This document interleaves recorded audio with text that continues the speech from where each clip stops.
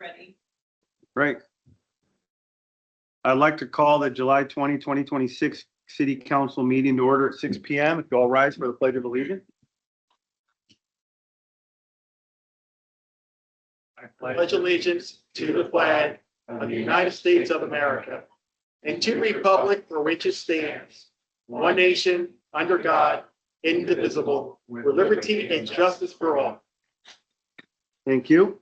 We're a little short today. We have Council President Miller, Council Santiago, Councilor Marquis, excuse absence today. The other four are present. We've had a chance to look at tonight's agenda, so I'm looking for a motion to approve tonight's agenda. So moved. Councilor Haugen makes a motion to approve. Any seconds? Second. Council Ryuda with the second. Any more discussion? Seeing none, all those in favor state by saying aye. Aye. Opposed? Motion carries. Is there any public comment tonight? Have you seen any for just our regular meeting? Nothing online? Yeah. Okay.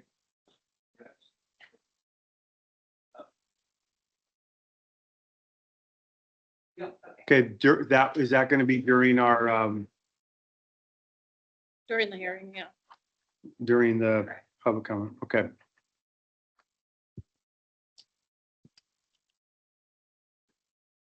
give Ms. Higas a second here. We're about ready for you when you're ready. Not me? No, we're going to do yours if it's regarding the 50-year plan and all that. We have a whole public hearing coming up shortly. If it's something that's not on the agenda, anything else, yeah, that's fine. We have a microphone and chairs over there for you today. Okay, this is a public comment placed on the agenda where public is invited to speak to council regarding any matter not on the agenda and not scheduled for a public hearing. Many members of the public addressing council are requested to give their name and city of residence. Please try not to repeat questions to allow for more speakers. Speakers limit testimony to 5 minutes as we're limited to 30 minutes in total. Ms. Higas, if you would like to begin. Good evening, Mayor and City. Last meeting, Councilor Tyler Miller asked whether complaints had been submitted to Columbia County regarding a commercial property in Scappoose. The answer is yes, they were. My husband filed a complaint and reported to both Columbia County and the city regarding what we believe were legitimate code compliance issues approximately 4 years ago.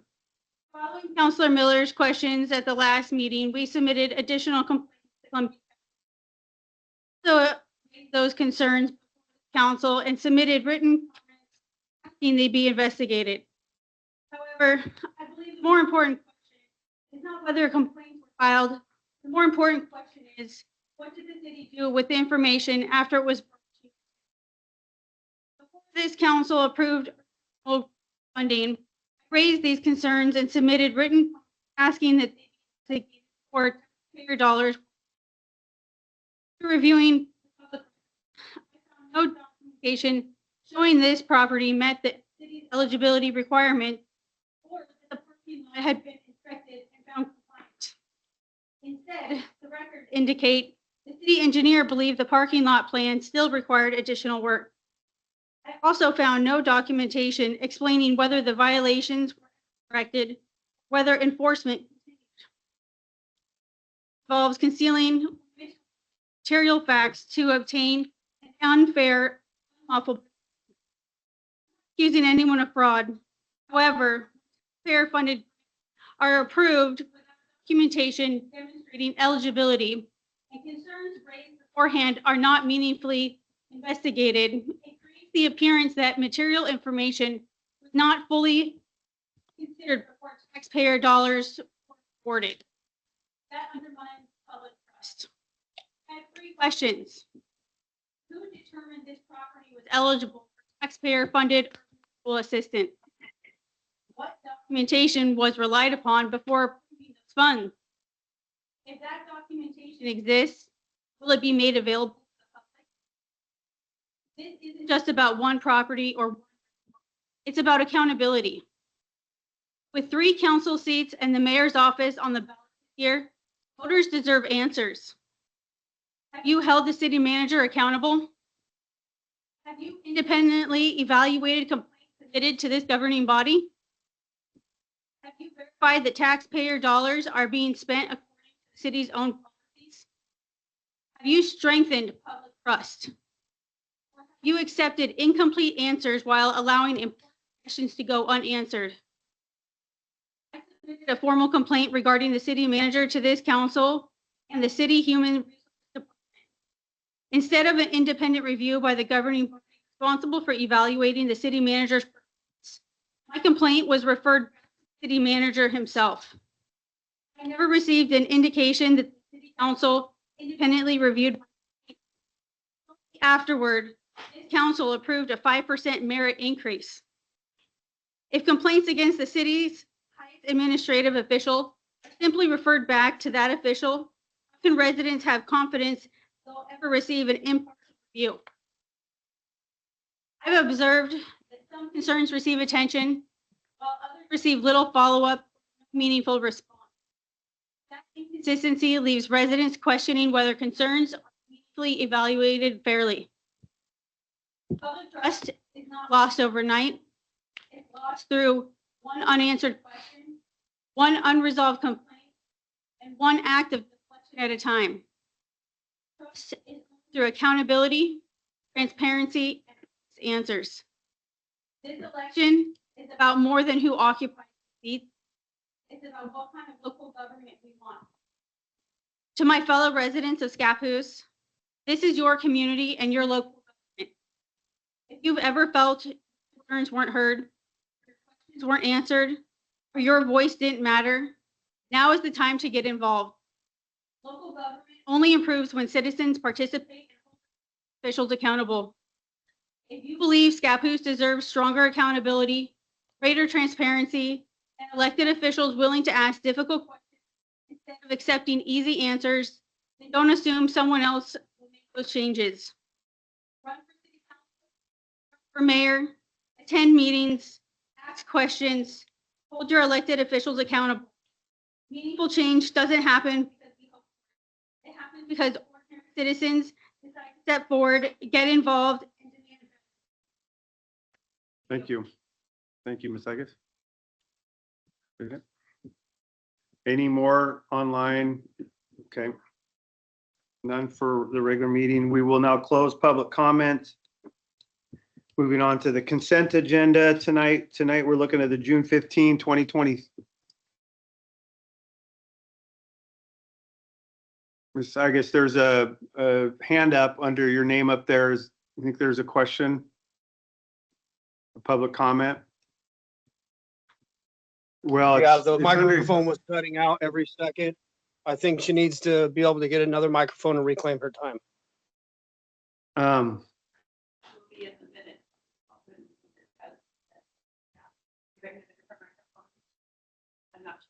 Again, the audio cut out every second, so I believe she needs to reclaim her time with a new microphone.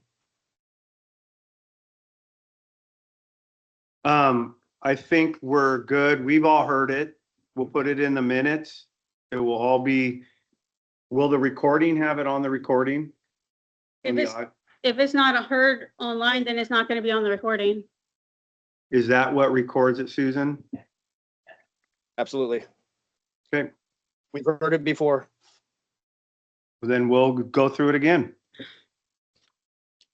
Thank you.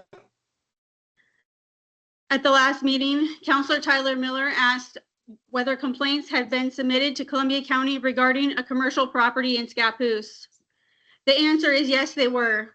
My husband filed complaints and reported concerns to both Columbia County and the city regarding what we believed were legitimate code compliance issues approximately 4 years ago. Following Councilor Miller's question at the last meeting, we submitted additional complaints to Columbia County. I also raised those concerns before this council and submitted written comments asking that they be investigated. However, I believe the more important question is not whether complaints were filed. The more important question is, what did the city do with the information after it was brought to your attention? Before this council approved urban renewal funding, I raised these concerns and submitted written comments asking that they be investigated before taxpayer dollars were awarded.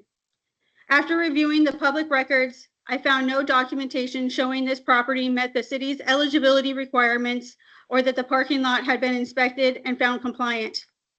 Instead, the records indicate the city engineer believed the parking lot plan still required additional work. I also found no documentation explaining whether the violations were ever corrected or whether enforcement continued. Fraud involves concealing or misrepresenting material facts to obtain an unfair or unlawful benefit. I'm not accusing anyone of fraud. However, when taxpayer-funded grants are approved without documentation demonstrating eligibility and concerns raised beforehand are not meaningfully investigated, it creates the appearance that material information was not fully considered before taxpayer dollars were awarded. That undermines public trust. I have 3 questions. Who determined the property was eligible for taxpayer-funded urban renewal assistance? What documentation was relied upon before approving those funds? If that documentation exists, will it be made available to the public? This isn't just about one property or one grant, it's about accountability. With 3 council seats and the mayor's office on the ballot this year, voters deserve answers. Have you held the city manager accountable? Have you independently evaluated complaints submitted to this governing body? Have you verified that taxpayer dollars are being spent according to the city's own policies? Have you strengthened public trust? Or have you accepted incomplete answers while allowing important questions to go unanswered? I submitted a formal complaint regarding the city manager to this council and the city's human resources department. Instead of an independent review by the governing body responsible for evaluating the city manager's performance, my complaint was referred back to the city manager himself. I never received any indication that the council independently reviewed my complaint. Shortly afterward, this council approved a 5% merit increase. If complaints against the city's highest administrative official are simply referred back to that official, how can residents have confidence they'll ever receive an impartial review? I've observed that some concerns receive attention while others receive little follow-up or no meaningful response. That inconsistency leaves residents questioning whether concerns are being evaluated fairly. Public trust is not lost overnight. It's lost through one unanswered question, one unresolved complaint, and one act of deflection at a time. Trust is earned through accountability, transparency, and honest answers. This election is about more than who occupies these seats. It is about what kind of local government we want. To my fellow residents of Scappoose, this is your community and your local government. If you've ever felt your concerns weren't heard, your questions weren't answered, or your voice didn't matter, now is the time to get involved. Local government only improves when citizens participate and hold their elected officials accountable. If you believe Scappoose deserves stronger accountability, greater transparency, and elected officials willing to ask difficult questions instead of accepting easy answers, then don't assume someone else will make those changes. Run for city council, run for mayor, attend meetings, ask questions, hold your elected officials accountable. Meaningful change doesn't happen because we hope for it. It happens because ordinary citizens decide to step forward, get involved, and demand better. Thank you. Thank you. Okay, his hand is still up, but I think that answered his question or his request. Okay, so we will now close public comment if there's no more and move on to the consent agenda. Again, it's June 15, 2026 City Council meeting minutes. Looking for an approval of tonight's consent agenda. So moved. Councilor Haugen makes a motion to approve. Any seconds? Second. Councilor Holmes makes a second. Any more discussion? Seeing none, all those in favor state by saying aye. Aye. Opposed? Motion carries. Okay, the real reason we're here tonight. Detective Gabe, come on down.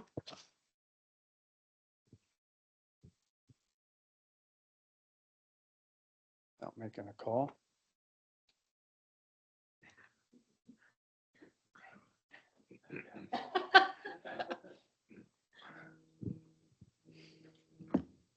Let you hold that.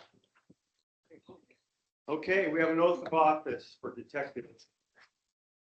I, please state your full name, I, Gabriel Johnson, hereby swear on my oath hereby swear on my oath to honestly and faithfully discharge to honestly and faithfully discharge my duties as detective for the city of Scappoose, my duties as detective for the city of Scappoose, and that I will support the laws, and that I will support the laws, the Constitution of the state of Oregon, the Constitution of the state of Oregon, and the United States of America, and the United States of America, and the charter and ordinances and the charter and ordinances of the city of Scappoose, of the city of Scappoose, to the best of my abilities, so help me God. to the best of my ability, so help me God. Thank you. Thank you.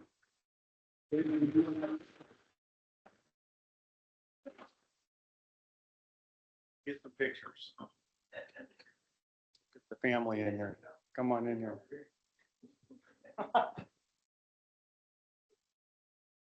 Okay, turn your back.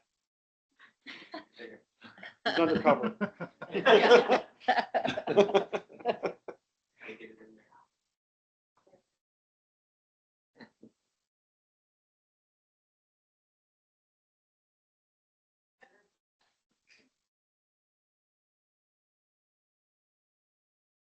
All right. Thank you. Awesome. Thank you, Mayor. Thank you, guys. Appreciate it.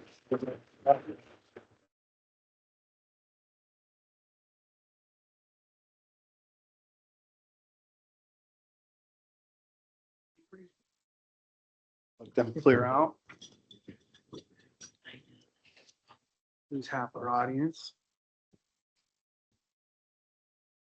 Okay, we, on to new business. We do have, as of now, are we still good on the August 3rd meeting, canceling or? I know we got a real busy time with the 50-year plan and things are coming up. So if we do need to make any special meetings or we will be happy to do that. But right now, as you can see, we don't have much on tonight's agenda, one big item. We'll take some time, but right now I'm looking for a motion to cancel August 3rd meeting.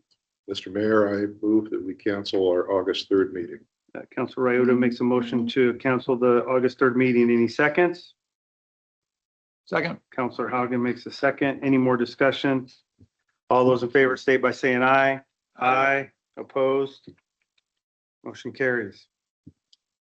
And if we need to, we definitely will meet. On to number 4, ordinance number 927, an ordinance relating to land use, amending the urban growth boundary, establishing urban reserves, amending the comprehensive plan and map, amending the zoning map, and amending the Scappoose Municipal Code chapters, many chapters in 17. Tonight we are have a public hearing. So I start reading my script. Thank you. The public hearing on an application by the city of Scappoose to adopt the Scappoose 50-year plan, comprehensive map, zoning map, and development code amendments, file number CPA 2-23, CPM A1-26, and CZ 1-26, and DCTA 1-26 is called to order. The hearing this evening will be conducted as follows. We'll first have a staff report, followed by additional correspondence. We will then have public testimony in the following order.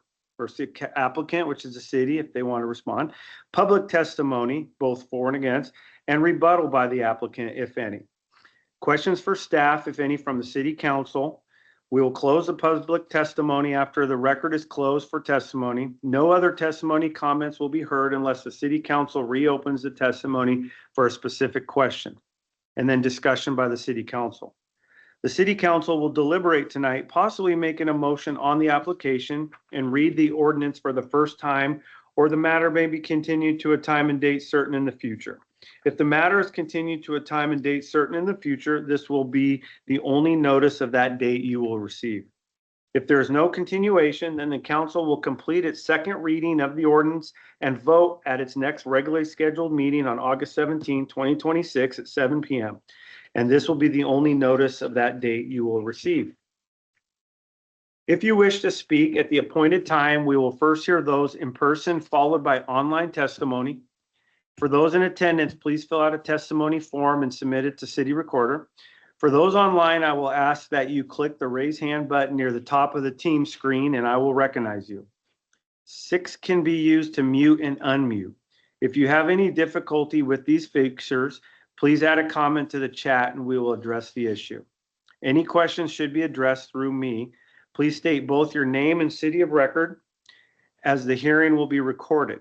Testimony will be limited to 5 minutes. Please keep testimony concise and to the point. Criteria. The criteria that apply to the decision are listed in the staff report. These are the criteria the city council must use in reaching a decision. Testimony and evidence must be directed towards these criteria or other criteria in the comprehensive plan or other land use regulations that you believe apply to the decision. Please describe how your comments relate to the criteria. Raise it or waive it. Failure to raise an issue in sufficient detail to allow the city council and parties an opportunity to respond to the issue precludes an appeal to the Land Use Board of Appeals or Land Conservation and Development Commission as applicable based on that issue. Failure to raise constitutional or other issues relating to the proposed conditions of approval in sufficient detail to allow the city council to respond to the issue precludes an action for damages in circuit court. Disclosure. Now I ask that the members of city council to disclose any conflicts of interest. Please indicate the nature and extent of the conflict of interest and indicate whether you intend to participate in or abstain from the hearing. Seeing none, we will move on to the staff report. So at this time, I will request Community Development Director Lori Joseph to please present the staff report. Good evening, Mayor and Council. I have with me tonight our consultants, Beth Goodman and Nicole Underwood, joining us online. We also have Ashley, I was going to say Driscoll, sorry. We also have Ashley Dugill here tonight for any legal questions you might have. Let's see, Beth will be sharing her screen with our slideshow here shortly. And just to set context, I just wanted to thank the council. This actually was a city council goal that was established, goal 2G, during the fiscal year 2020-2021 to develop a long-term comprehensive community vision, 50-year plan. Council at that time desired to be proactive in planning for the future of Scappoose and to look out at land needs over a 50-year horizon instead of the typical 20-year. And that was in an effort to understand where growth would occur in the future, which in turn would help guide infrastructure investment in the appropriate locations to establish urban reserves, which would make future UGB expansion streamlined, and then to update the analyses that go into those studies, which would be the housing capacity analysis and the economic opportunities analysis. We also updated outdated sections of the comp plan and development code. The city signed the contract with consultant Echo Northwest in January of 2022 to begin this long-range, multi-year planning effort. This has been a well-thought-out plan with many opportunities for input. And while we do have a deadline to adopt our housing capacity analysis and associated UGB expansion by the end of this year, including the county hearings that will need to take place, again, this has been a steady, methodical look at all issues that have been raised, incorporating that feedback into the plan or bringing it back to council for further discussions when requested. And so now this last step is the procedural step, again, for adoption of all the components. To date, we have not received any comments in opposition to the application. And Beth, I think we can go ahead and get started. Okay, thank you very much. I'm going to go ahead and step through the slideshow. And if there are questions in the room, Laurie, I assume you'll help me pause for them. So the 50-year plan is started with the community vision, and with that analysis of 50-year growth opportunities for employment, housing, public and others, public lands, as well as the urban growth boundary, the UGB analysis.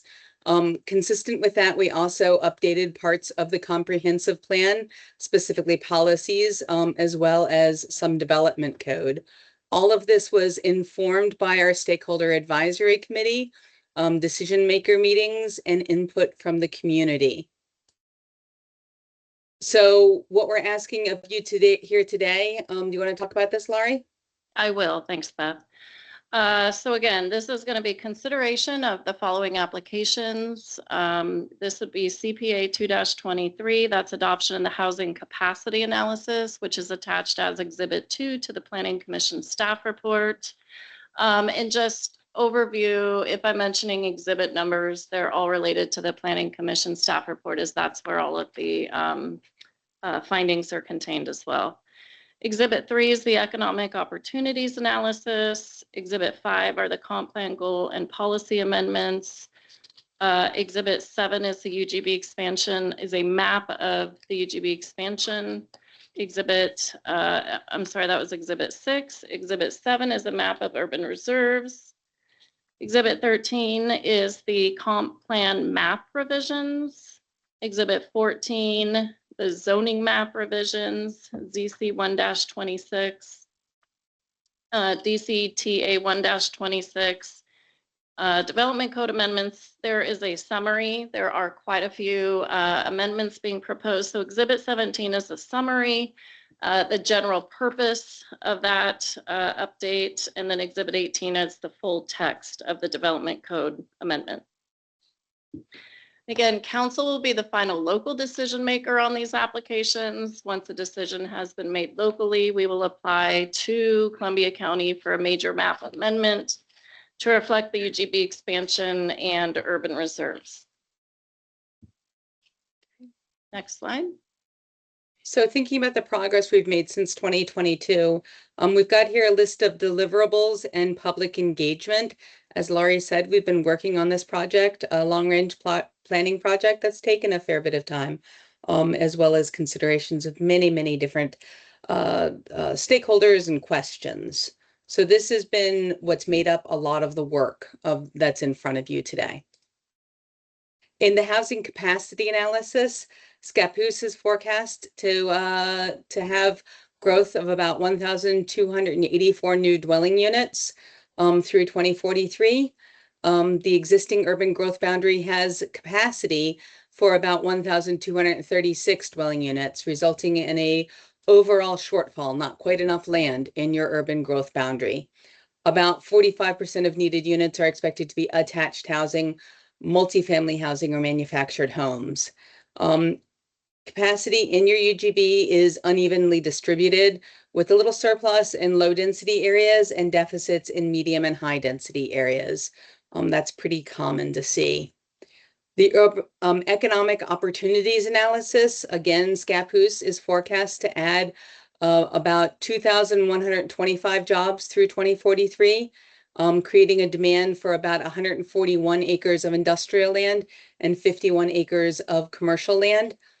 You've got a fair bit of industrial land because you did an urban growth boundary expansion for it about a decade ago. So you've got a surplus of 300 acres because growth is going slower than expected back when you did your UGB expansion, and a 21-acre commercial land deficit. So a little deficit for commercial land. Thinking about the comprehensive plan updates, we've amended the comprehensive plan to incorporate the housing capacity analysis, the economic opportunities analysis, and analysis of public and semi-public land needs, and the population forecast. Those are all required to have in your comprehensive plan. We've also updated your economic goals and policies and your housing goals and policies in support of the findings in the HCA and the EOA. There's other updates in other sections, goals and policies to reflect the city's vision for the next 50 years and to modernize language. We've removed outdated language. Development code changes. Would you like to talk about these, Laurie? Sure, I'll just go through these. So the city is proposing to amend the development code generally to address compliance with recent legislative changes, to address land use efficiency measures, And just a note there, land use efficiency measures are required prior to expanding your UGB. You're required to look at how you can use the land within your existing UGB more efficiently before you expand. And so when you look at the development code amendment summary page, you'll see in the right-hand column, it'll say, you know, as a result of which House bill, or it'll say land use efficiency measure, et cetera. If you see that, that's directly related to state requirements for us to complete. We also consolidated the decision-making chapters from 3 to 1 chapter. This is to streamline a lot. You know, there's a lot of noticing requirements that might be similar. So it's streamlining that, and also to comply with new land use regulations. And then there's a number of housekeeping updates, removing outdated language. And again, Exhibit 17 and 18 are in order a summary of the text amendments and then the full text amendments. Next slide. All right, so the process for determining whether Scappoose or any city needs an urban growth boundary expansion first you start with land inside the urban growth boundary. You do the studies that I talked about, the economic opportunities analysis, the housing needs analysis. You answer the question, do you have enough land within the urban growth boundary to accommodate growth? No, you didn't. So we look at policy changes, so those land use efficiency measures and policy changes that you were just talking about, Laurie. So zoning code and map changes, and we'll talk about what specific ones we're proposing in a few minutes. Do you have enough land now? The answer was no. So at that point, you look at an urban growth boundary expansion analysis, which we'll go through in a few minutes. And then step 4, the final step of this, you expand the UGB by adopting the analysis that we've brought to you and state acknowledgement of it. You've also got county adoption. They also have to adopt the expansion. The land use efficiency measures. Would you like to talk about these? Sure. So these are the land use efficiency measures, which were presented to the Stakeholder Advisory Committee, and then were brought before Council and Planning Commission during joint work sessions throughout this process. We had proposed reduced minimum lot sizes for duplexes. That is a direct state requirement we are subject to based on our size. Middle housing, and multifamily. The multifamily land use efficiency measures only affect the A1 zone, which is our high density residential zone. We did not make any changes to the commercial or expanded commercial requirements where multifamily is allowed. So I just want to make that distinction. We revised the duplex parking standards. That was a state mandate as well. Previously, we required 2 spaces per unit, so 4 for a total. Now we can only require 2 spaces per duplex, so 1 space per unit. We also proposed to increase the max lot coverage for parcels with an ADU. So previously, you could have 35% lot coverage in the low density zone or 40% in the medium density zone. We're proposing to increase to 50% if it is a parcel that has an ADU as well. And so given these changes, there is an allowance for a safe harbor to assume an average gross density increase of 3% across all residential designations. So that is the assumption that we made in our analyses. Laurie, Yes. can you explain the state regulation on the duplex requirement? The parking or the lot size? Duplexes. The lot size? Yeah. Okay. Yeah, and so cities of, I believe, over 2,500, Ashley could probably clarify, you had to allow a duplex on the same size lot that you allow single family housing. So for instance, if you allow, I think previously we allowed for in the low density zone, single family house on a 6,000 square foot lot, but we required 10,000 square foot lot for a duplex. We are no longer allowed to do that. So is this Senate Bill 1537? Oh, go ahead. Oh, yeah. I was to say, I can look in the summary. It should be in there, exhibit I 17. don't believe that that's 1537. There we go.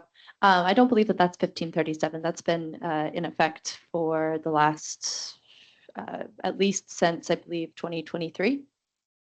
So the state mandates that you have to have the same lot size for a duplex as a single family. Yeah. Correct. Okay, no matter how small that size is. So if you're in Portland, for example, and you have a 2,500 square foot lot requirement, they can still force a duplex onto that? Correct. Wow, okay. Yeah. Duplex, it looks like that might have been House Bill 2001 from 2019. 2019. Yeah, that sounds Okay. correct. Yeah. Okay. Yeah, it's been a, Bill 458. Thank you. And I think the intent there, Joel, is that, you know, a duplex isn't going to have that much greater of an effect than a single family residence would potentially in terms of scale and size, and could fit kind of decently within the fabric of an existing neighborhood. Perhaps that was the state thinking. That opens up another question then. So under 1537, a developer can come in with an appropriate proposal and they can ask for up to a 10% reduction in lot size. So could that apply on top of that then? yes. Wow. So 1537 is mandatory adjustments. And so this sets the baseline standards in your code, the bill from 2019. It's in 197A420, that's the statute, and there's OARs that correspond with it.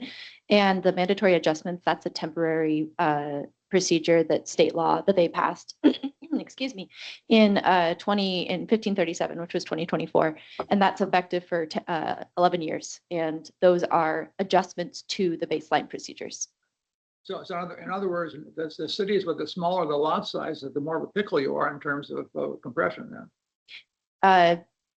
Yes, that's one way to look at it. Yes. Thank you. So for me, if you're allowing lot size of 4,000 square feet, you could still get a duplex on that.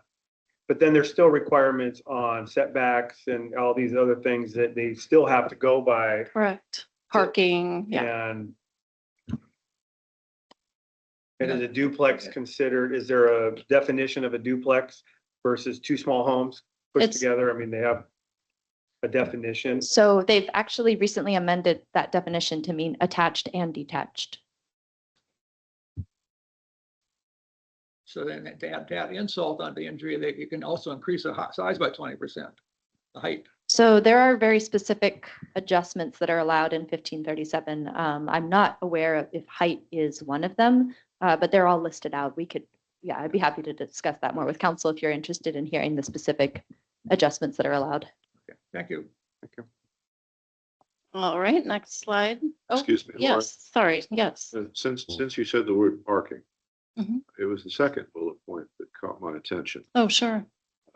Reducing to 2 spaces per duplex rather than 4 spaces per duplex. Just make sure I'm reading this correctly. Yes. Is that 2 spaces per duplex or 2 spaces per 1 unit of a duplex? So we're using duplex rather than units. So you're correct to note that there's a difference. So previously we required a total of 4 parking spaces per duplex, 2 per unit. Now we cannot do that. Now we can require 1 per unit, 2 per duplex because it's two units. Is there a requirement that the duplex includes a garage, or is a garage No. considered the duplex space? Right, so if we have a duplex. I'll just clarify really quick if I may. Garage parking does count as an on-site parking space, as does a driveway or a carport.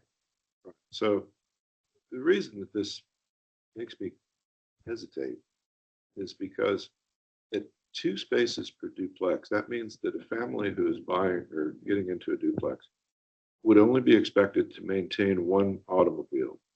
Now, I don't know any families in Scappoose that maintain 1 automobile. I know many of them that maintain 4 or 5. Mhm. And this seems to be just asking for the streets to become immediately clogged up with people who don't have parking spaces, parking up on the streets and making the neighborhoods just one long string of cars down the street. You are correct. Most people have more than one car in a household. This is a requirement that the state mandated cities enact, trying to make that middle housing more affordable to develop, and providing options. Now, we've rolled this into our code requirements, and even if we didn't, we would have to apply it directly from state So this is a statute. state Yeah. law that says that duplexes need only have 2 spaces That's correct. because people are going to bicycle to work in Portland from Scappoose. I'm You know, sorry, I I don't did- mean to be yes. flippant, but I I see this understand. happening in Portland where everybody thinks that everyone's Yeah. going to ride public transportation and bicycle from place to place. I understand, But yeah. out here in the country, we don't do things that way. Yeah, yeah. Well, they didn't carve out special conditions for us, unfortunately. Well, they should have. I agree. I agree, Counselor Reed. Okay, any other questions before we move on? All right, next slide. Beth. Do you want to continue on with this? Sure. So this is a map of land use efficiency measures related to rezoning. Again, the purpose here was to rezone or redesignate to address land deficits. The updated zoning also reflects recent park development. They're in the center of town. The other one is where the Veterans Park extension would be located. The green parcel in the center is Chief Concomly Park. The residential zoning that those are currently under does allow for park development, but since it's, we wanted to reflect it as actual parkland. Acres rezoned or redesignated, and we're referencing here the unconstrained portions that have future development proposal. Industrial to commercials, a total of 68 acres. Residential to commercial 8 acres, and residential to public 4 acres. And again, those are the park parcels. So even with those, then the deficit is what we're showing after these land use efficiency measures were taken. That's correct. So we'll- Well, no, we'll get to Well, that on the next slide. Okay, Beth will clarify soon. Thanks, Beth. You can move Sure. to the next slide. All right, so when you look at the deficits for the UGB period, the 20-year period, you're looking at a deficit of 44 acres, and that's buildable land. When you look at the proposed expansion for the UGB, it's 64 acres because some of the land is constrained, and you can't necessarily pick and choose little bits of a say tax lot. We're looking at full tax lots rather than trying to split tax lots up based on where their constraints are. So that's 44 acres or 64 acres for the UGB expansion. Looking at the urban reserves for 2043 to 73, it's 320 acres or 480 acres in total for urban reserves because that includes land that's constrained as well as some land that's got development on it that you'd bring in, and presumably over the planning, over the 50-year or longer, probably more like 70-year period, that land that has development on it, it would subdivide and more development would go there. So we're looking at a 64-acre UGB expansion and a 480-acre urban reserves. Not that that's complicated or anything. So out of the 64 acres, we assume there's about 44 buildable acres. Yep. Correct. So when we do the urban growth boundary alternatives analysis, again, as I said before, you start from the need, from the housing needs analysis and the economic opportunities analysis and the public lands analysis. You identify preliminary study areas. And so that's the area around Scappoose where development could happen, where the UGB or the urban reserves could happen. We'll exclude constrained areas, so areas with a lot of things like steep slopes or floodplain, and you get the final study area. And based on that, you look at the priority scheme in law, state law, and you start with urban reserves and non-resource land. You don't have any of those currently. Then you go to exceptions land. That's the next priority. You have those, and that's what we're doing most of the expansion on. And so you get to the final study areas, which we'll show you in a few moments. And then you go through what's called the Goal 14 factors to decide among the areas that we'll show you in a few moments, which are most suitable for UGB and or urban reserves. So you're looking at questions about efficient accommodation of identified land needs, so residential or commercial, for instance. Orderly and economic provision of public facilities and services. We worked very closely with your Public Works Department on doing this analysis with Chris. The comparative environmental, energy, economic, and social consequences of different areas, because some areas have better outcomes and consequences than other areas, and compatibility of the proposed urban uses with nearby agricultural and forest activities that occur outside of the urban growth boundary. And so first we started with this map that has 23 different areas shown on it. The the gray color here is the existing urban growth boundary. The sort of cream color that you see, these are county zoning and what are called exception zoning. So a lot of this is county commercial or rural residential. Where you've got this lighter green, that's farmland. It's a little bit lower value farmland. And where you've got this darker green, that's the best farmland, of course. These hash marks, those are constraints. And so we ruled out some areas that are entirely constrained. We looked at some areas that are fairly constrained, looking for good areas to bring in. The final study areas were about 1,500 acres in the 23 acres that we're showing. And again, we looked at these locational factors for all of those 23 acres, 23, not acres, study areas. And we brought it down to these study areas that are here. So again, needing about 43, 44 buildable acres. Eventually settled on sub-area 4, which has 7 buildable acres. It's also got an existing mobile home park that's not considered buildable. And a little bit in area 7 and area 8, about 17 and 19 buildable acres there. We chose these areas because they are the areas that are best for development soon. So you've got the best infrastructure capacity in those areas.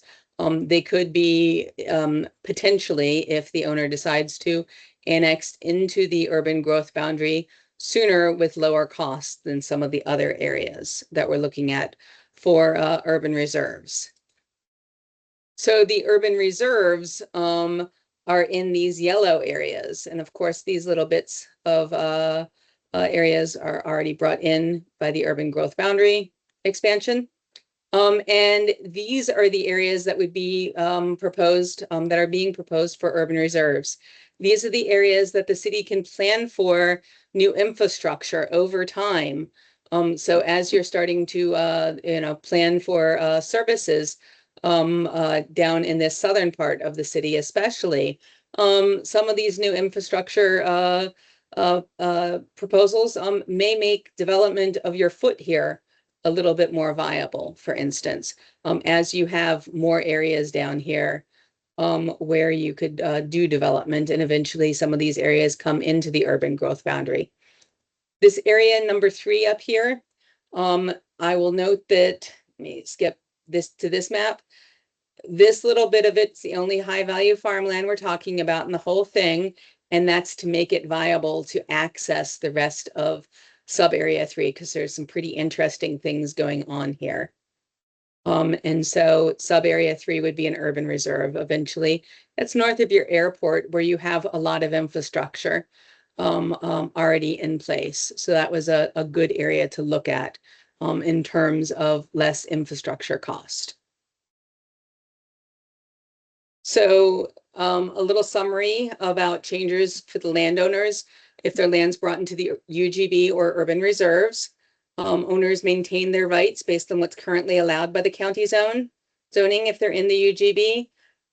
It increases future opportunities, but does not force owners to develop.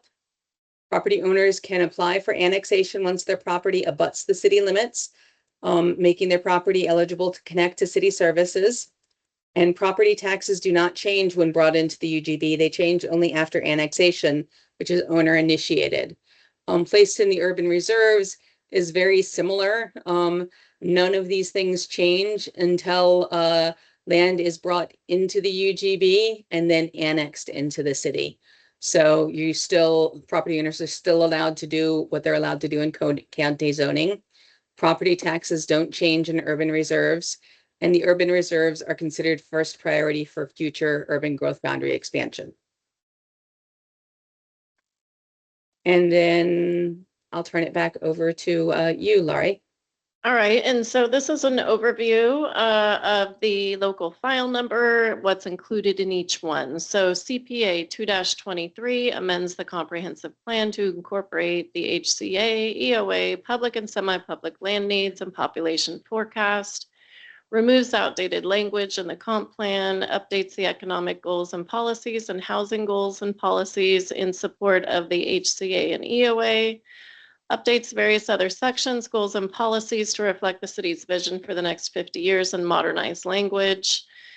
And it amends the comp plan map by expanding the UGB by 64 acres to meet the 2023 to 2043 residential, public, and semi-public land needs, and establishes 480 acres of urban reserves to meet the 2043 to 2073 across all land uses, residential, commercial, public, and semi-public. Next slide. So this is CPMA 1-26, Comprehensive Plan Map Amendment. These are all the other comp plan map changes resulting from redesignated selecting properties from industrial and suburban residential to commercial, to address the deficiency in commercial land need, and redesignated selected properties from suburban residential and general residential to public lands to reflect current uses related to city parks. This is the zoning map amendment, local file number ZC 1-26. This rezones selected parcels from light industrial to expanded commercial to address a deficiency in commercial land need. I've noted this here because this was part of our original analysis. I've included it here, but this rezone was accomplished last year, August 18th, via Ordinance 921. Secondly, rezone selected parcels from moderate density residential to expanded commercial to address the deficiency in commercial land need. Rezone one parcel from high density residential to public lands recreational. And again, that's for Chief Conconley Park. And lastly is to rezone one parcel from low density residential to public lands recreational. Again, and this is the Veterans Park extension. Development Code Text Amendment. This is local file number DCTA 1-26. This amends multiple chapters of the Scappoose Development Code. This updates outdated language, address compliance with recent legislative changes, address land use efficiency measures, and then to position the city to effectively review and approve land use submittals. So Planning Commission held a hearing on June 25th, and they did unanimously recommend that council adopt the findings of facts and conditions of approval in the Planning Commission staff report and approve the application as presented. And next we'll present the staff recommendation, again, based on the findings included in the Planning Commission staff report dated June 16th and revised June 25th, 2026, the applicable statutes, rules, comprehensive plan provisions, and implementing ordinances. Staff recommends that council approve CPA 223, CPMA 1-26, ZC 1-26 and DCTA 1-26, subject to the below conditions of approval. Number one is related to CPA 223. This is not something we necessarily had to state in the conditions because it's a requirement of state statute. However, Just to keep it here for transparency, the city shall amend its public facilities plans within 5 years following acknowledgement of the UGB expansion. And that's to incorporate the acreage added to the UGB. And number 2, CPMA 1-26 and zone change 1-26. Again, this is related to updating the comprehensive plan map and zoning map. So prior to updating those maps, the trip caps as depicted in table 11 of exhibit 20, the rezone transportation analysis by DKS Associates, dated March 21st, 2025, shall be recorded against those properties to mitigate potential significant effects on the transportation system. Once an updated transportation system plan is adopted that accounts for the new comp plan map amendments, and zoning map amendments, the trip caps will be reevaluated and removed if applicable. And then just something to note, because I'm sure you all read all your 1,000-page packet, we did have letters of support submitted from each of the property owners that would be subject to this, acknowledging that they would accept those trip caps. And next slide. So next steps after adoption locally, Columbia County hearings also need to be held. We have been having ongoing meetings with county staff. We have a Board of Commissioners work session to just brief them on an overview of the application, and that's this Wednesday. And then once we have adopted locally, we will submit an application for a major map amendment to Columbia County and schedule hearings after that. One thing you may remember we brought to you last fall, the housing needs analysis was completed under a previous set of rules. The state has issued a final determination that the city needs to basically adopt the housing capacity analysis. The UGB amendment goes with that. You cannot adopt one without the other. Once those are adopted locally, as I said, it will go to the county for adoption. Once the county adopts, the city has a requirement to submit that entire package as adopted by both entities before December 31st so that the council or so that the DLCD can acknowledge those amendments. And while it might feel like now you're under a timeline to do this, which is true, you are to reserve and complete this work that's already been done.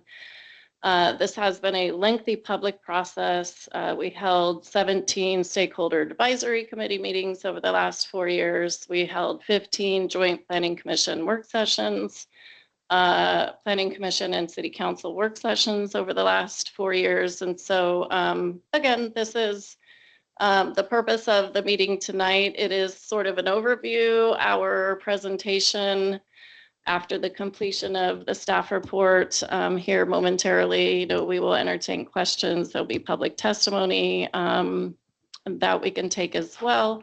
But hopefully council has been kept updated on the process throughout so that you're aware of what was coming to you tonight, and we can move forward. And that's all I have for now. Thank you. Okay, thank you. Moving on to correspondence. Do you guys have anything additional correspondence beyond what was included in the staff report? I do. Okay. So we received this an hour before the hearing. This is, so back in May, I provided notice to Department of State Lands. They like to do a wetland determination for the UGB areas, and I received their response tonight. And basically, if you go to right before the maps, you'll see at the bottom there, they've come to the conclusion that none of the UGB areas proposed for UGB expansion have any wetlands on them. So we are good there. And actually our existing local wetland inventory did include those sub areas already. So I had a good sense that they didn't contain wetlands, but now we have the official response. That will be entered into the record. Great. Thank you. Thank you. Okay, now we're on to public testimony since the city. Mr. Mayor, I've got one question Yes. for Beth. Uh-huh. Beth, I'm looking at your decision matrix for deciding whether or not to go ahead with a UGB expansion or not. And I don't see anything about infrastructure in there. Can you explain why that's missing? Certainly. It's not necessarily in there because it's part and parcel of the whole process. So when we come back to this graphic, part of looking at all 4 of those areas, all 23 of those areas, I don't know where I came with 4, is orderly and economic provision of public facilities and services. So as we were evaluating each of these areas, and somewhere in the many hundred pages that you've got of documents, you'll see the analysis that we did. And when I say we, I mean mostly Chris and Laurie helped us with this, about where it was generally more and less expensive and viable to extend public facilities.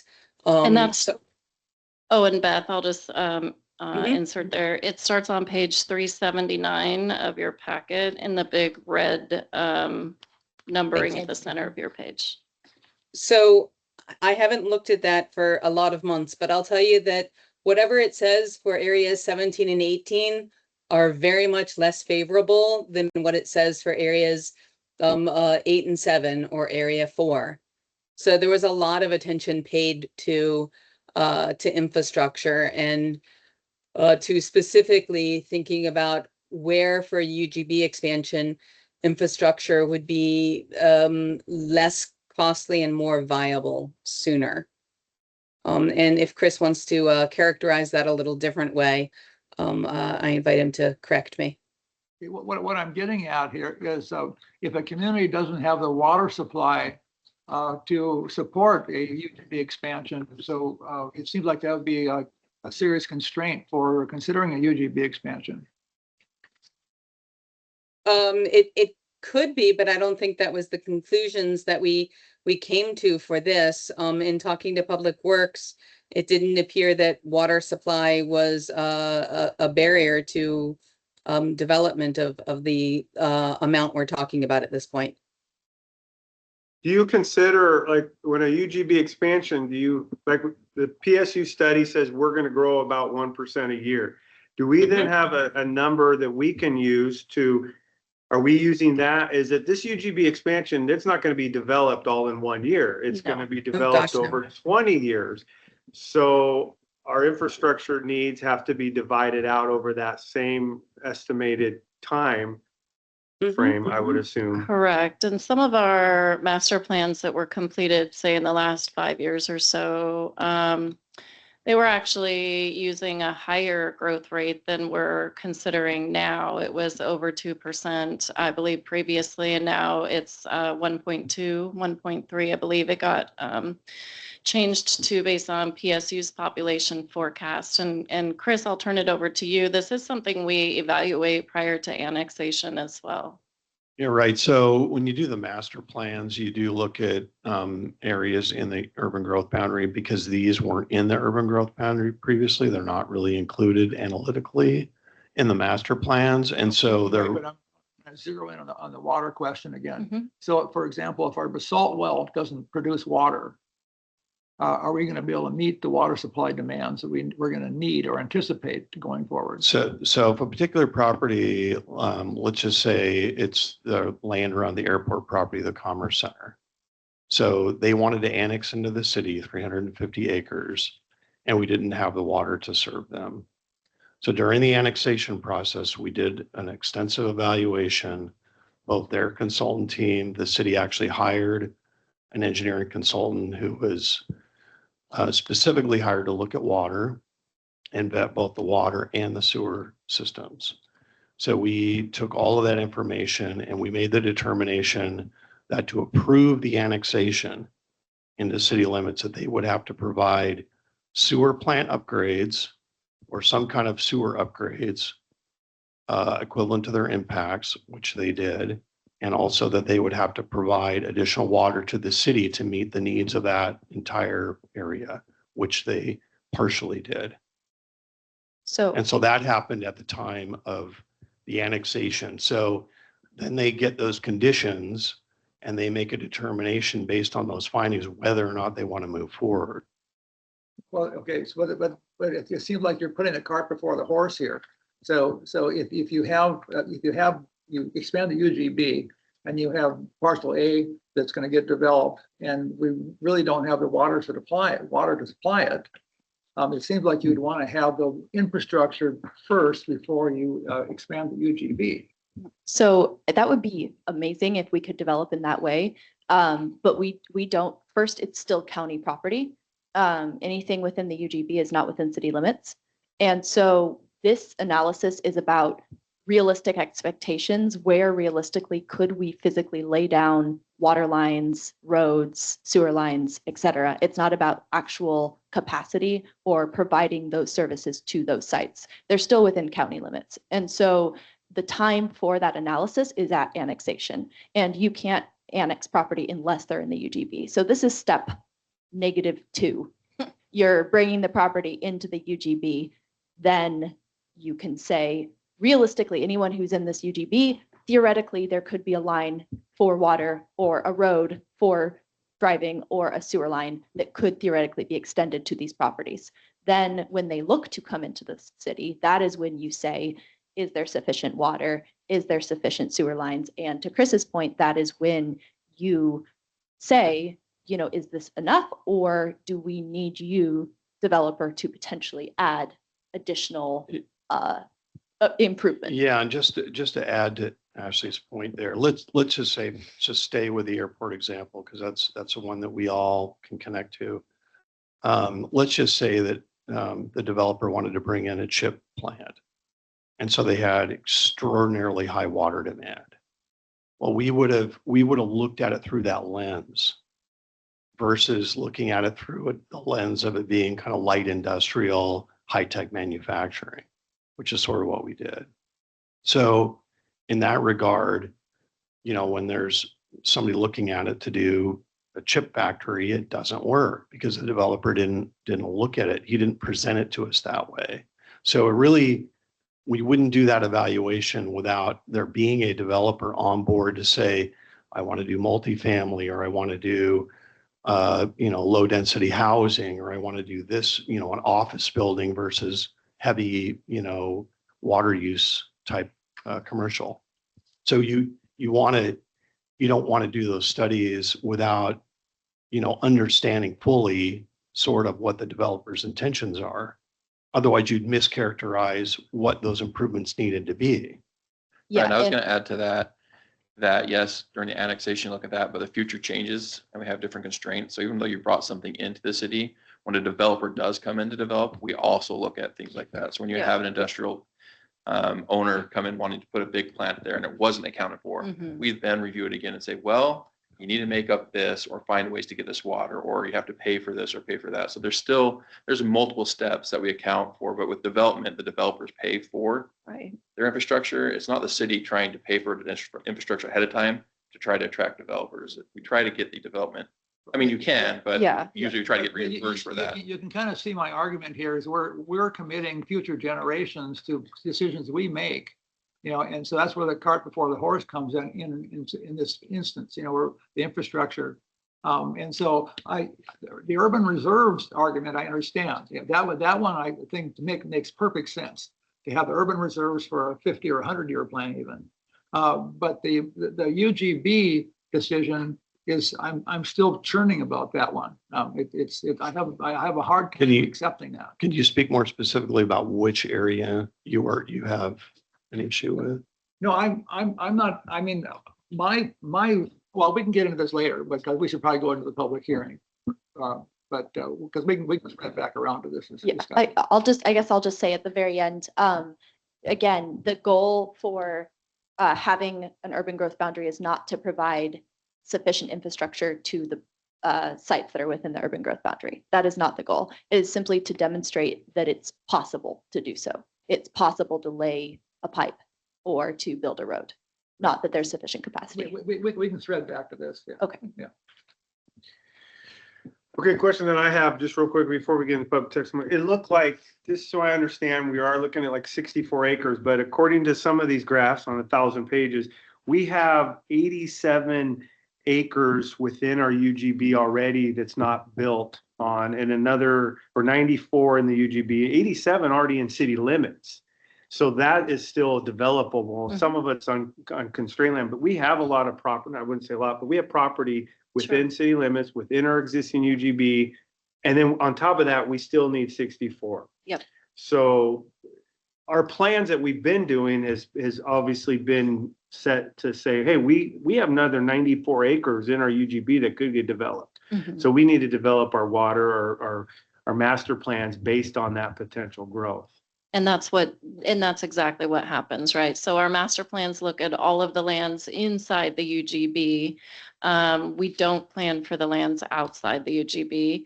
And that's why there would need to be that update over the next 5 years to account for Yeah, that. so now if it goes in UGB, we have 5 years to put it into our master Right. plans to start accounting for that potential growth. And That's in right. residential, even a 100-house residential does it use as much water as a chip plant?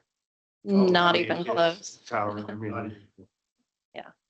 And if I may add, you're not allowed Please. to plan for areas outside of your urban growth boundary for infrastructure. So until you have urban reserves, you're not allowed to do any of this infrastructure planning outside of your urban growth boundary. So you have to expand your urban growth boundary before you can do the planning that is being discussed. Which is another reason why we're setting up the urban reserves.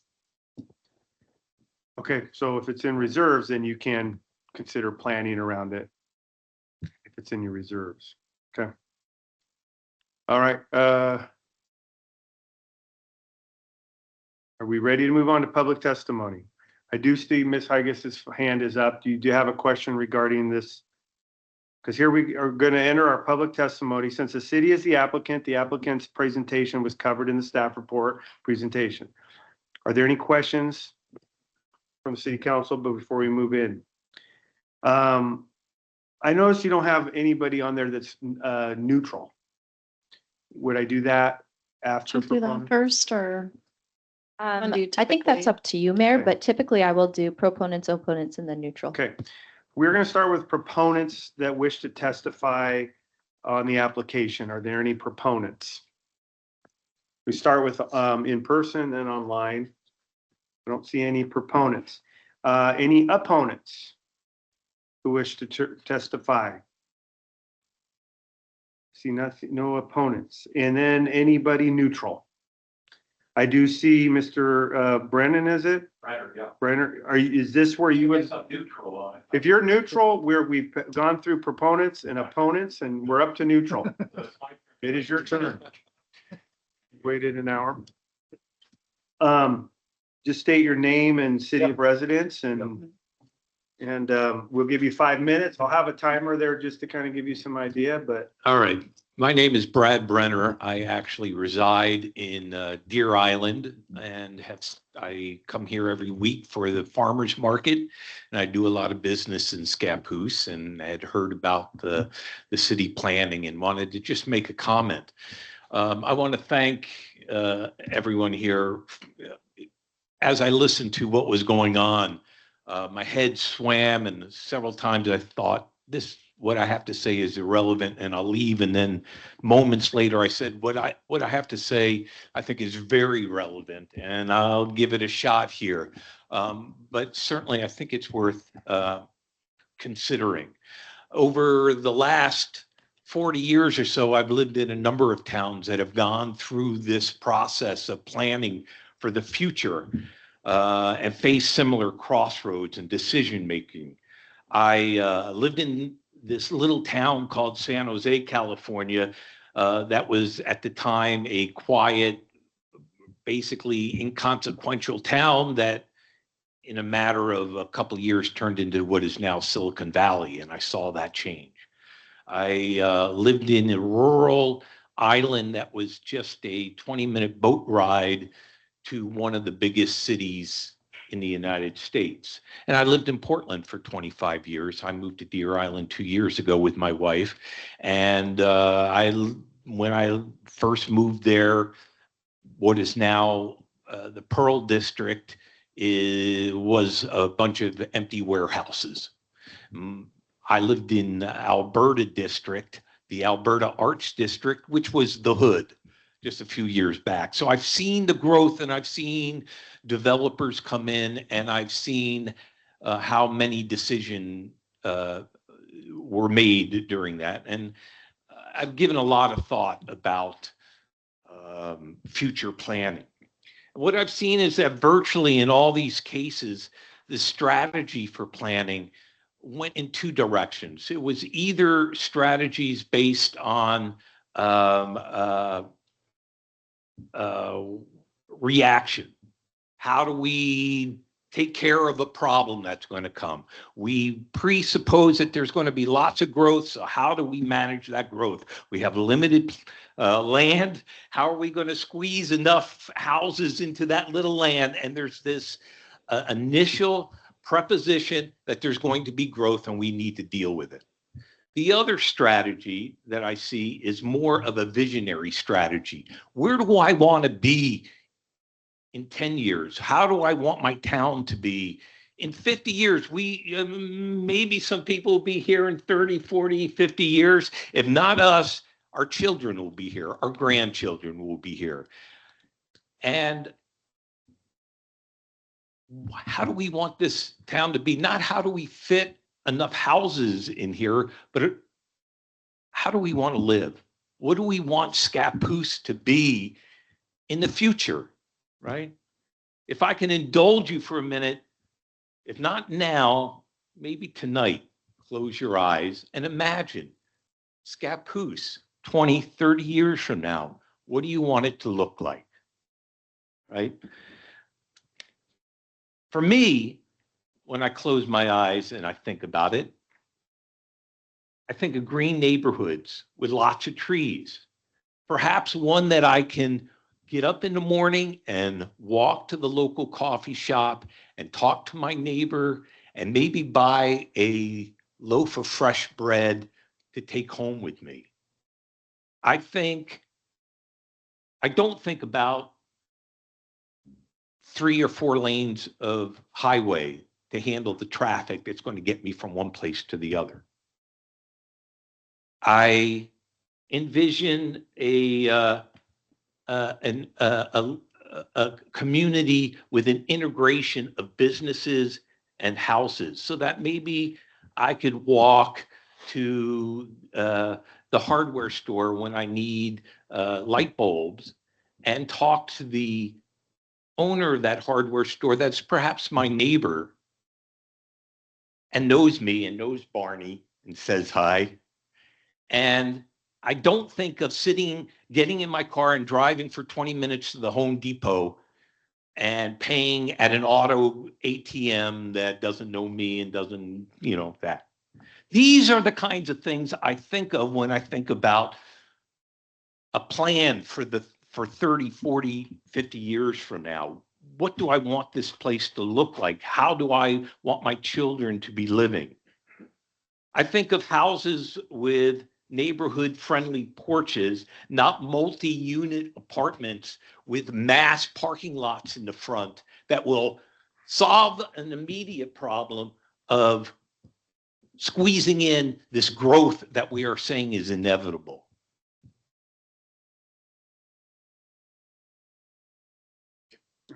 And let me say that this type of visionary rather than reactive thinking, it's not some hippie pipe dream. It's not some imaginary strategy. It happens. The thing that comes to mind for me is in the 50s, the Eisenhower administration had all this money. They had a plan to build highways across the country and connect people. And they offered cities across the US hundreds of thousands of dollars to build highways, and they offered it to Portland. And Portland was one of the few cities to say, no, we don't want a highway here. We're not going to take your money. And the reason they didn't want that is they knew it would destroy the neighborhoods that existed. People said, you're crazy. Why aren't you taking these literally millions of dollars for this development. That's inevitable. And they said, that's not how we want to go. And it's because of that my wife and I were first attracted to Portland, because there's neighborhoods there, unlike most cities I've lived in. And I've lived in many across the US, the Midwest, the South. Portland was unique. There's a Hawthorne neighborhood. To this day, there's a Hawthorne, there's a Belmont, there's Mississippi, there's the Alberta Arts District, and that would not exist if the highways were built. So somebody thought of something other than just, how do we take care of the inevitable growth? They said, what do we want our future to look like? So before this plan goes through, and I know everyone has done a lot of work and thought a lot about the logistics and how do we handle this inevitable growth, I ask that maybe you take some time and close your eyes and envision, how do you want Scappoose to be in 20 and 30 and 40 years? And that's what is in this plan. And how do we get there? Thank you for your time. Thank you. You know, and I have done that. I've been here over 40 years and I've closed my eyes many times and looked at Scappoose, and this is what I've wanted it to be. And so I want it to continue for the next 40 years for my great grandkids. And so we appreciate your comments there. So no more comments, neutral, proponents, opponents. Does the applicant wish to provide rebuttal or any closing comments? I'll just state that this project did start out with a 50-year vision. This is in your packets. It is Planning Commission Exhibit number 1. And so we did do quite extensive public outreach. We held several visioning surveys, and we tabled at different community events to get that feedback from the community. We asked very similar questions to what was just suggested. You know, what do you like about Scappoose? What do you want to see change in the future? What do you want to see in 50 years? And so that is laid out here. And I'll just read the 4 main headings: friendly and connected neighborhoods, a strong and innovative economy, unparalleled access to the great outdoors, and well-planned infrastructure. And those items rose to the top. Those themes we wove throughout the comp plan policy updates. Those get distilled down if we don't already have development code that implement those policies.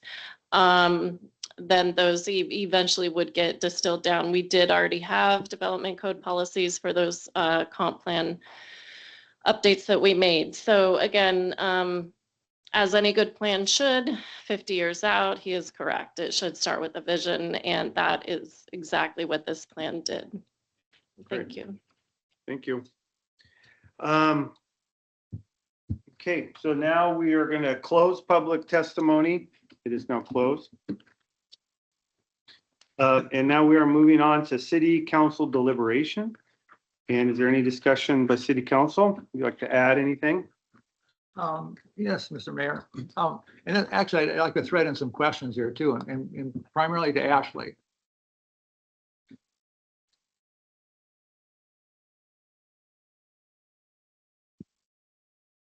Apologies. I apologize for interrupting you, Counselor. I think we are just confirming that the individual with their hand raised online is not still hoping to provide any sort of Mrs. Higgins, if you were there, we just want to make sure before we close public testimony, your hand is still raised, and we want to make sure we don't cut you out. Okay, no response, so. Thank you. I appreciate that, Mayor. No, Thank I you. wanna be thorough. Go ahead, Counselor. Ashley, just a kind of a contextual question that relates very much to this. Do we have to take the whole enchilada tonight, or can we strip out stuff and approve things, that we all, there aren't contentious whatsoever? Okay, is that, or do we have to revisit this thing and break things out separately? So I guess it would depend on the thing that you're talking about. But our strong recommendation is for everything to move forward together. Theoretically, I think you could take out elements of the land use code or the development code that we have proposed. But again, those aren't necessarily connected to your UGB expansion and urban reserve designation, but they are otherwise required by state law. And so would still, or are just updating your code in general, and so would be strongly recommended. Okay, so Yeah. we could tonight approve something, but strip certain things out without the legal issue. So I think so you can, but it would still be, those other revisions to the development code are still to comply with state law. And Right. so while they would not be serving the UGB expansion or the urban reserve designation, they are still bringing you into compliance with state law. So they're still strongly recommended, because right now you are not compliant in those areas with state law. Looks like, Oh, go ahead, Beth. I also wanted to mention that you will, if you're going to adopt your HCA, you have to address your urban growth boundary land need. If you're going to establish urban reserves, you can't do that without adopting your HCA. And you can't adopt your HCA without addressing your urban growth boundary land needs. So some of those things are pretty interlocked together. Yeah, No. or just really quickly, yeah, thank you for saying that, Beth. You said basically the inverse. So of what I was saying, which is basically the only element of this package that you could theoretically remove, which is not directly related to the UGB and URs, is the development code. But that still, or elements of the development code, but that still has a different legitimate purpose. and I would say, just to clarify on the development code, anything that's identified as a land use efficiency measure, which are those reduced lot sizes, that ripples through the entire UGB analysis, because we've assumed 3% increase in density. So any change to anything related to minimum lot sizes, the duplex parking, that would apply regardless of whether we change our code. Those could not be changed tonight. So you're talking about things, maybe inconsequential code cleanup items, things that aren't related to land use efficiency measures. Or I was also thinking like the procedure, Or right? the You know, procedure. we consolidated the 3 procedure chapters into one. That is also making it compliant with state law. Right. Technically, you don't need that for the UGB expansion or urban reserves, but it is so that you follow state law. So if I'm hearing this correctly, we cannot strip out the UGB expansion and maintain the urban reserves. No, correct. So that's sacrosanct here. Yeah, correct. Okay, we can strip out, let's say, increases in lot size in the development code. No, No. that's a land use efficiency measure that's required for the UGB expansion. So, and those were vetted 2 years ago at a joint city council planning commission meeting. And so these things have been looked at for quite some time. But the problem there is that was pre SB 1537. So No, 1537 was in 2024. No, yes, what you just You see said. what I'm Yeah, saying there? yeah. Okay, so those decisions were made prior to SB 1537. Now, so that complicates things because Mhm. you've got all of these changes now, Right. you know, like 10% reductions and so Yep. forth. So then you've reduced these lot sizes. Thereby they can Yes. reduce another 10%. And so Yep. now, you know, it gets to exactly what Mr. Bremer is talking about. You know, do we want a compression of the community? Yeah, that's. into a New York, you know, or I mean, that kind of thing? Or Yeah, and certainly not in Scappoose, right? We didn't hear that people wanted New York and Scappoose by any means. These are small reductions, but they are still required prior to a UGB expansion. Right, but so it's on top of that then, so let's say we have a single family, a developer comes in for R1. Yep. And they've got a 10-acre parcel. All right, and so then they're applying the new rubric under SB 1537. They reduce the lot size we have down 10%. And then if it's a PUD, then they can do another 25%. They can ask, that's not a given. Right. So, I mean, well, then we can go back, to recent history on how that evolved, that evolved because back in 2018, we reduced the lot sizes and made that feasible. You know, so- Well, in a PD, they can request just all, different lot sizes because they're preserving a natural Well, feature. exactly. Yeah. Threading back to that interesting case. So we had, if we would have left the lots, the single family lot size at 8,000 feet, you reduce it by 25%, we wouldn't have those issues. We would, that development would have never taken place. Or it would have been in a different manner. Or in a Yeah, different manner, yeah. yeah. So that's what I'm getting at. you know. I'll just make a quick note about the mandatory adjustment statute. So a reason why it would be very difficult, even if we had done all of this analysis in the last 2 years post Senate Bill 1537, that bill or that element of that bill is only in effect for, I believe, it's until January 2nd, 2032. 2033, yeah. Yeah, 2032. So it's only in effect for 6 more years. And so it would be very difficult to include that in forecasts over the next 50 years. I think you can do short-term planning locally in your community to account for that, and you should, but that is more an immediate reaction, and it is also a state immediate reaction to what they have designated as a crisis, and rather than long-term planning. Well, and that, I'm sorry for taking No, the this time is- here, but that stimulates another question. So under SB 1537, you have a number of exemptions for UGB expansions. So we apparently do not apply for the one-time exemption. However, you have a trade-off exemption in there. So you can trade off existing property take it out of the UGB, and then you can put in other stuff into it. And I think that's up to 25 acres. If I read that correctly, through January of 2033, correct? So we're operating in Beth. Go ahead. I was going to You're say muted. that we considered doing a UGB Swap. expansion, a UGB land swap, and concluded that a land swap wouldn't really achieve what you needed to achieve. And couldn't really be done because a lot of the areas that one might swap out already had services to them. So we did look closely at a land swap in an earlier part of the project. Question I have then is, is the idea of the smaller lot size, it's to make them more affordable? You'll be able to put more units on smaller grounds to make them more affordable? I think it depends on who you ask. I think there are a lot of competing interests at the state level right now, and maybe different answers depending on who you requested that information from. I think that's one argument. So then my kids can maybe afford to live here. Yes.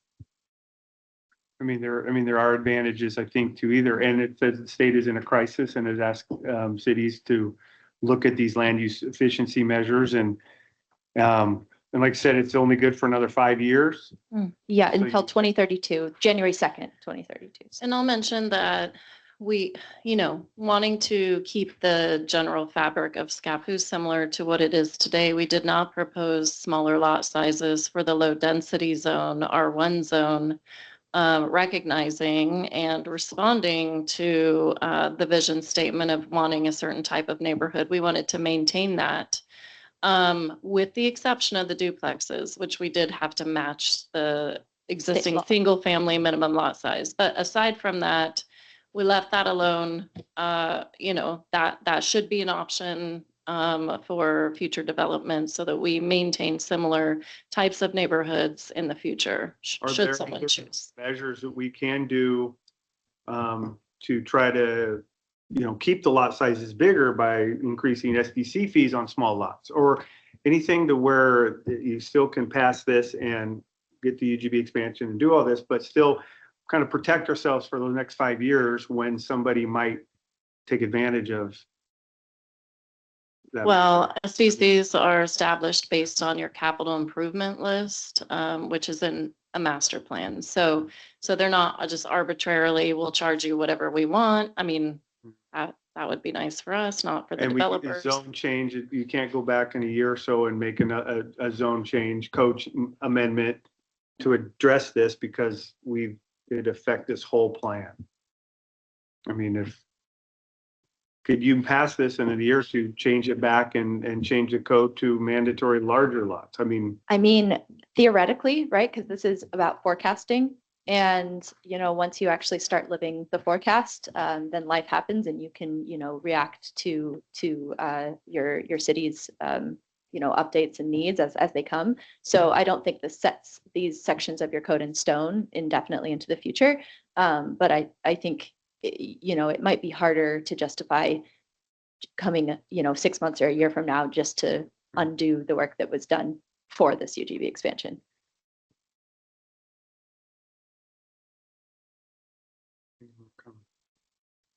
I do have, Yeah. do you have one, Joel? Well, go ahead. Go ahead. Well, I was just going to kind of, I look at this, took a few notes, based on my review of the staff report and an ordinance. I believe is a well-prepared and legally defensible planning package, appears to follow Oregon's required land use process and is supported by several years of technical work and public involvement. That said, it's probably the most significant land use decision Scappoose will make for decades. And I would recommend asking several questions, which before moving to adoptions, which we have asked some of them. Several things I think working in its favor.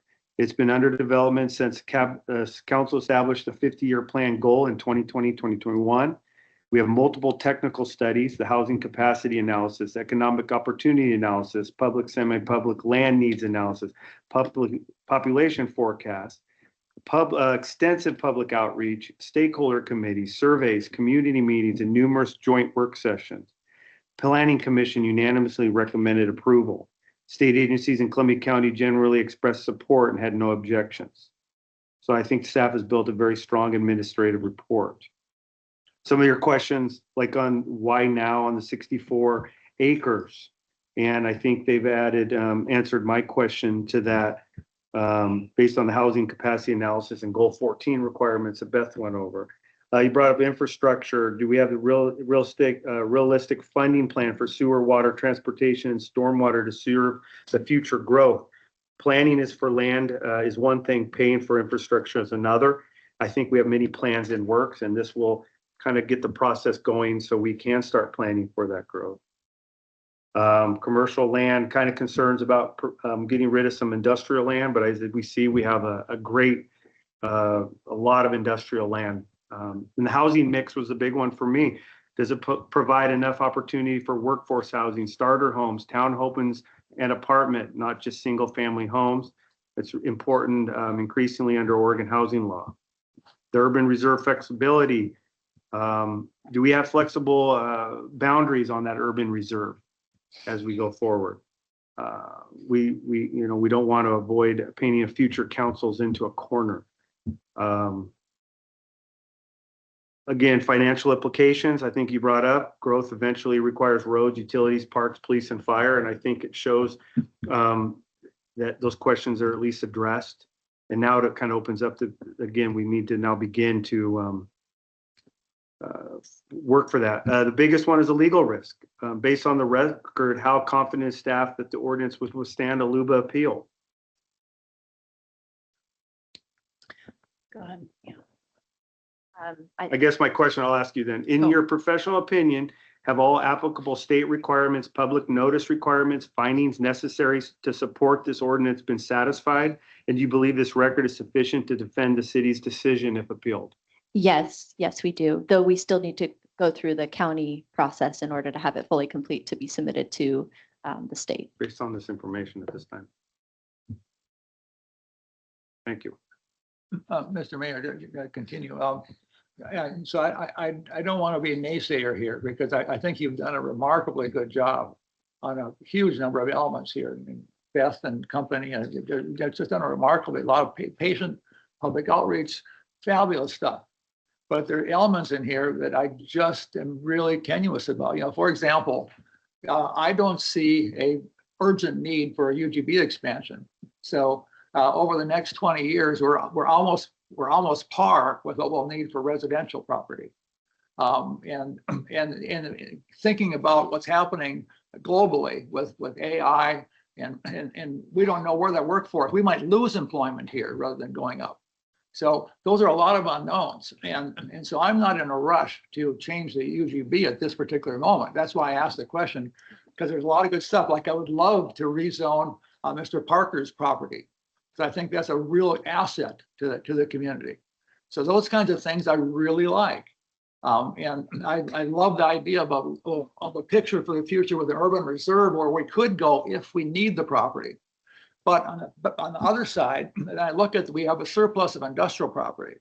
So if we really needed residential property in 5 years, which I doubt very much, we could look at some industrial rezoning for that. Even Mr. Parker might even cooperate with that. But I am really, if we could strip out some of this stuff, I would be very happy about going forward with it tonight. Well, thank you for your comments, Councillor Haugen. I will just say that during our last UGB expansion in 2010, which was developer led, essentially they completed an economic opportunities analysis. They expanded for employment land and did not address housing. We do have a shortage. Those should have gone together, because if you bring in 360 acres for employment, but you don't address housing need at that time, you're obviously left a little short-handed. And so we have completed this new study, and it does show the need for 64 acres. So we do have that need today. So if we don't take care of that shortage today, it's going to grow over time, and it's become more expensive housing the less land we have. I think it's going to grow over time.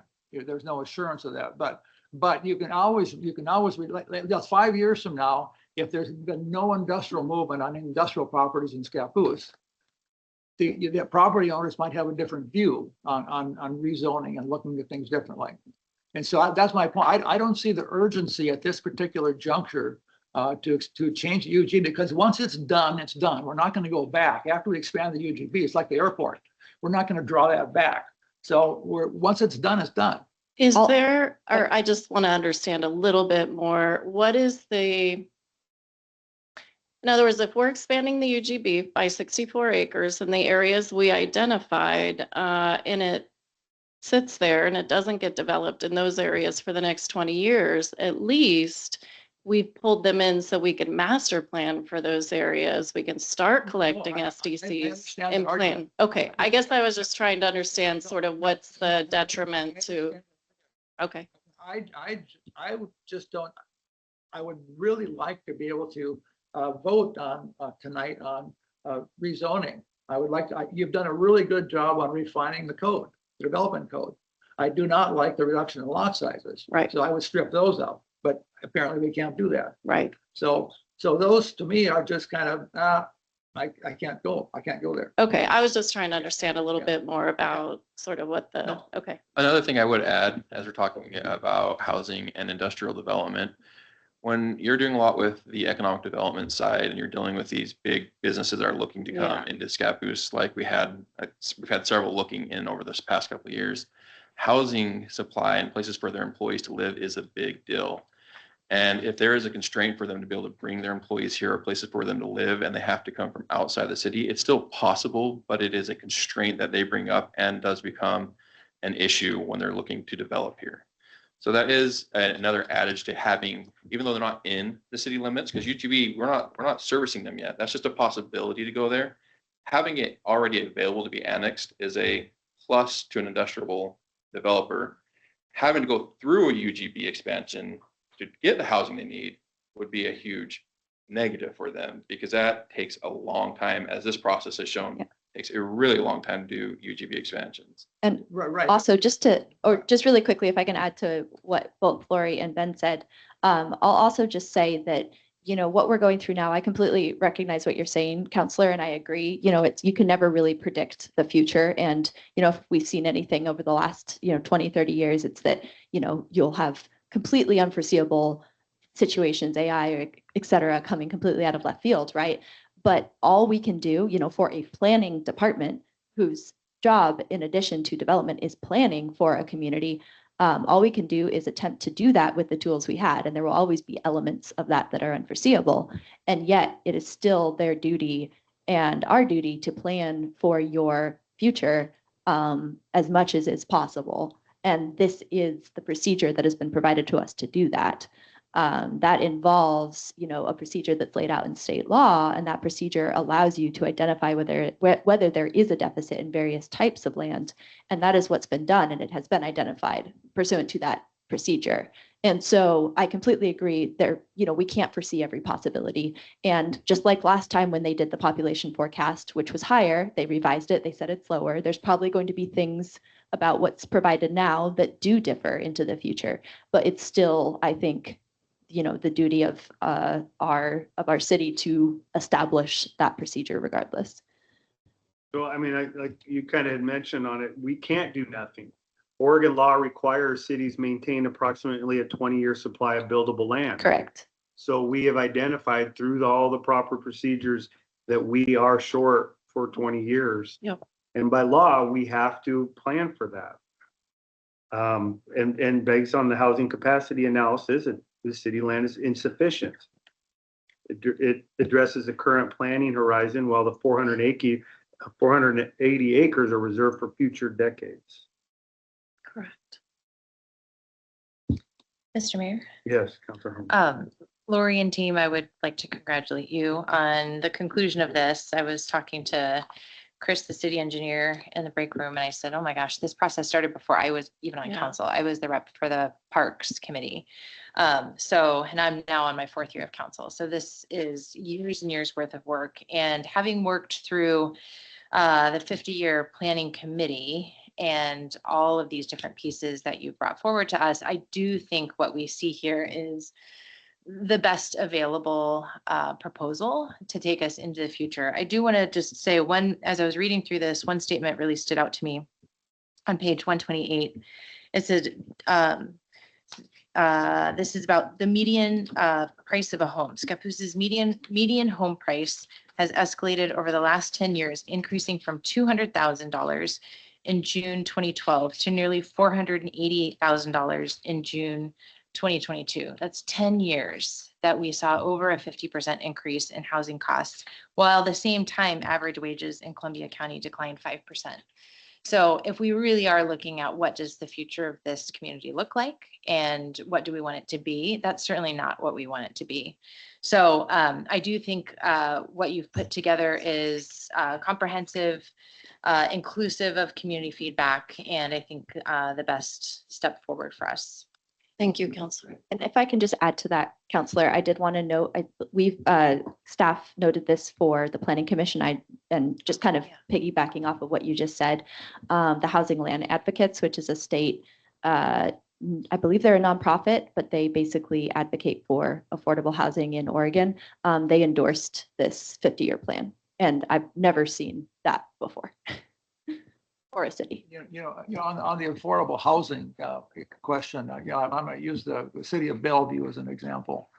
A few years back, 2015, somewhere in there, they decided, well, we're going to have to go and put tiny homes in because people can't afford to live here. And so but it's supply and demand works. And so these tiny homes were selling for $1 million. That building homes doesn't necessarily mean it's going to be affordable. No. And so it is supply and demand. Yeah. That's I'm very protective of Scappoose. Mm-hmm. And having lived here nearly 50 years, and I'm very protective of this community. I do not want to see this community become a Bellevue. But I do want elements like I think the Parker project is awesome. And so those elements, I want those to go forward, but I can't bring myself to endorse the UGB at this point, UGB expansion. I just can't do it. I'm torn at times because I love Scappoose and I want everybody to come and enjoy it and be part of it. But then if everybody comes and moves here, it won't be Scappoose. I mean, so we want people to come in and see it and be part of it, but keep it this way. And I understand you can't really have both. I do thank you for your time and thought you put into this, Joel. You've raised some legitimate questions and deserve to be part of the record. I don't hear you saying you're opposed to planning or even opposed to most of this ordinance. In fact, you've acknowledged support for the long-range vision, the public process, the urban reserves, the housing economic analysis, and much of the code modernization. The questions you really raise are one of timing and implementation. I think you've identified issues that remain important for this community. Obviously, water capacity, infrastructure, financing, watershed protection, accountability are all matters that deserve continued attention. But the question before us tonight, however, is not whether every future infrastructure project has been designed or funded. I believe the question is whether the record before us demonstrates compliance of Oregon's planning requirements and whether this ordinance appropriately positions Scappoose for the next several decades. And from what I've heard tonight, reviewing this packet, I believe it does. It's been under development for several years. Again, like I said, it involves extensive public outreach, supported by professional housing, employment, and land needs. It's received a unanimous recommendation from Planning Commission and state agencies, Columbia County, and other stakeholders. It does not mean implementation is complete. It means the planning framework is ready. I agree infrastructure must come first before development, but does not authorize construction tomorrow. Individual developments will still require engineering, funding permits, and council decisions where appropriate. This is my 2 cents. Notes? Anything else? There are no more comments. Again, we will not vote tonight. It is a first reading, so we have to read again and vote.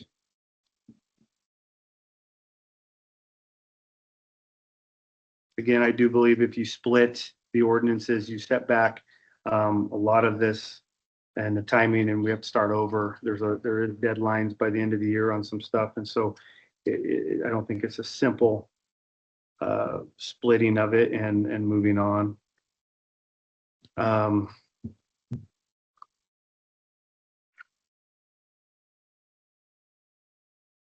Okay.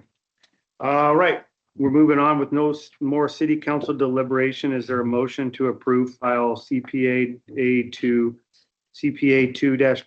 CPM A1-26, CZ1-26, DCT A1-26?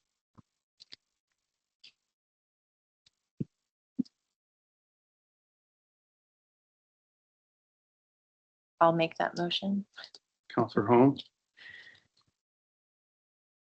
makes a motion to move that city council approve file numbers CPA 2-23, CPM A1-26, CZ1-26, DCT A1-26, and adopt the findings of fact and conditions of approval contained within the Consolidated Planning Commission staff report dated June 16, 2026, and revised on June 25, 2026. Is that Yes. making a motion to approve?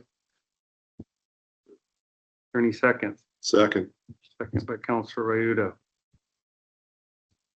Okay, I'll read the ordinance title for the first time. Ordinance number 927, an ordinance relating to land use, amending the urban growth boundary, establishing urban reserves, amending the comprehensive plan text and map, amending the zoning map, amending the Scappoose Municipal Code, Chapter 17.22, 17.26, 17.40, 17.44, 17.50, 17.54, 17.56, 17.62, 17.68, 17.70, 17.74, 17.81, 17.82, 17.84, 17.85, 17.86, 17.89, 17.92, 17.94, 17.100, 17.104, 17.106, 17.114, 17.120, 17.126, 17.130, 17.134, 17.136, 17.140, 17.142, 17.150, 17.152, 17.154, 17.160, 17.162, and 17.164. I think I was supposed to read them all. Good job. I hope. Ordinance now on first reading. We will come back on August 17th at 7 p.m. for a second reading of the ordinance and to vote on the matter. All right, And no stumbles either. No, we'll move it on and so we'll pick up right where we left off. Okay, thank you again. Thank you very much for all your hard work and dedication. It was before my time, before Ken, before John. I want to thank the prior councils for doing this and looking forward. So appreciate it. Thank you. Thank you. Okay.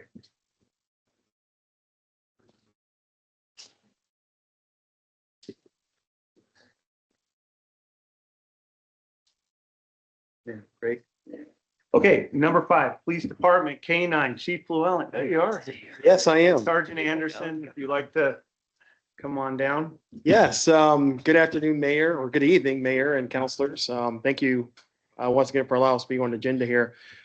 This pretty much just want to follow some questions that I think that was kind of talked about in previous public comments, or not public scenarios about the K-9 and stuff like that too as well. I invited Sergeant Anderson, who works for us, obviously with Scappoose Police Department, and he was selected in a competitive process, including PT tests, the oral board, interview process from other officers from the Clark County, from the Columbus County Sheriff's Office, Washougal Police Department, and Washington State, Columbia County Sheriff's Office, and also the Portland Police Bureau. So we're here to try to fill the questions you may have for the council about our kind of vision for the program going forward.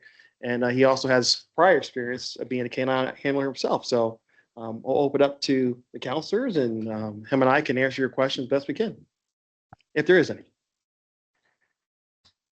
Let you guys start if you have one. Do we have any questions from Counselor Miller? Yeah, I mean, I did not realize, I forgot that he wasn't going to be here. You know, he's the one that would be most knowledgeable on this and the kind of questions that would come up that we would want to know. You know, obviously some of the questions are the cost. You know, we want to be very transparent and very cost sensitive or conscious. And we'd like to know, you know, what you've kind of posted it, but maybe at a future time, the initial cost and the annual fee, you know, as we go, the cost throughout the year. And I could talk about that Yeah, here. if you'd like to at least start that. Yeah, so for the initial cost for actually getting dog in training, which will be about 120 days, we'll be using Pacific Coast K-9. They're located in the state of Washington. Their dogs are also provided from numerous law enforcement agencies, to include the Washington State Patrol.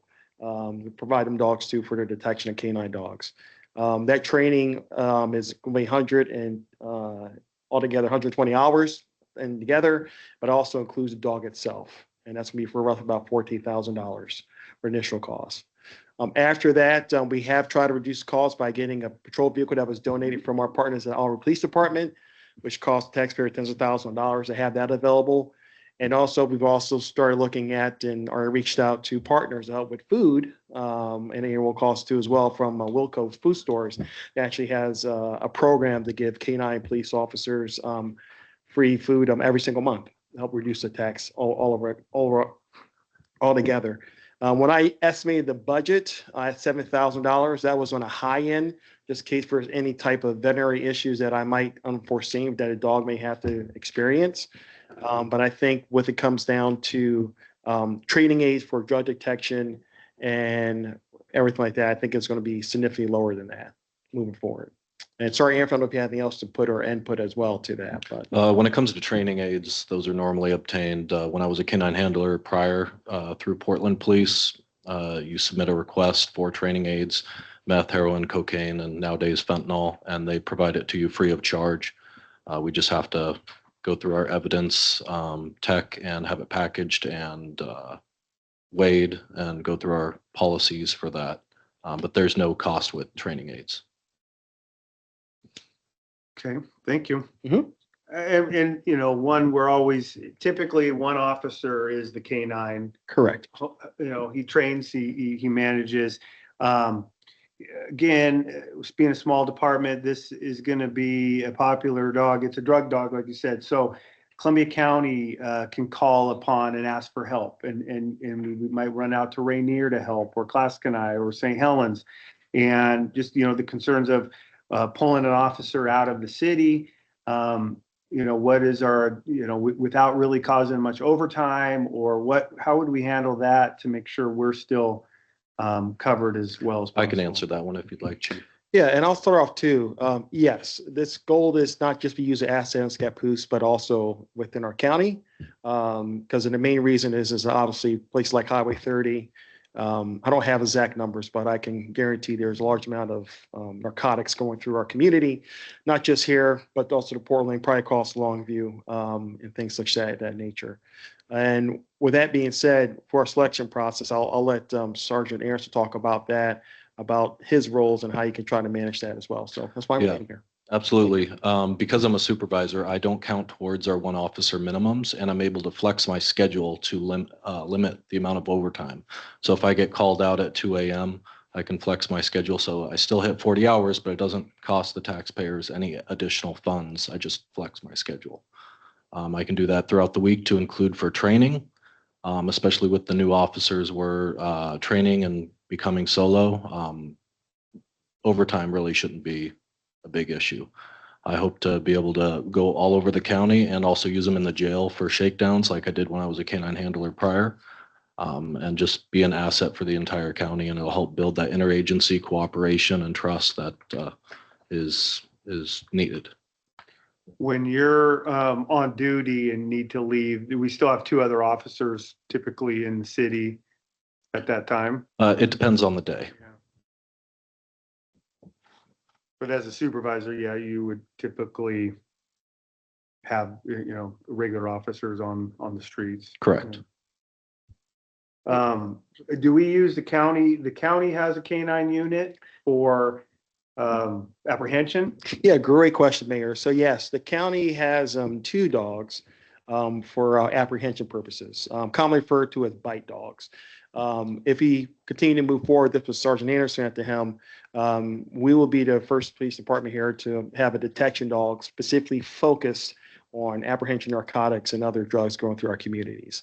And Columbia County has been a great partner. I've used them we've used them recently for other things to try to apprehend people who may flee from the scenes and there's probable cause to move forward with effecting arrest or finding somebody. And we have other drug dogs within the state. I mean, we're not the only one. There's several probably throughout the state. Correct. Yeah, I could talk about that, and Sergeant's going to hop on here a little bit too. But so part of the selection process, I've already reached out to the Oregon Police Canine Association, and I think a couple of the members who did the interview process was on there. I've also reached out, being preemptive, and got a copy of their policies that I would like to incorporate to our department penal policies as well for that. But that is correct. Numerous do. I want to make sure if we bring this asset on, that'll be turning a positive net asset for our community. And I really do think it will, especially us being close to the Portland metro area. Yeah, I can add to that. So Sergeant Anderson, so I understand that dog is with you 24/7, basically. Correct. That's, yeah, so you get to really, you are literally intimate with the dog. Yeah, we'll be best friends. Now, do you have? It'll be adorable, I Do you promise. have kids? Do you have kids still? Yes, I have 4 kids. Okay. And I have my prior retired canine as a house pet right now. Oh, wow. Oh, Yeah. How about a cat? No cats. All right, well, this is cool. Okay. And Thank so you. obviously, if you're assigned to it, I mean, you're the only one that will take it out on a case, most likely. Correct. Yeah. And I have contacts from my prior 8 years with the Washington County Sheriff's Office and the canine handlers there. I already have warrant templates and everything ready to go, case law updates to train all the officers in Columbia County on what you need in order to call for me to come out. I'll disseminate the warrant templates for them so we can get warrants on cars if the dog alerts.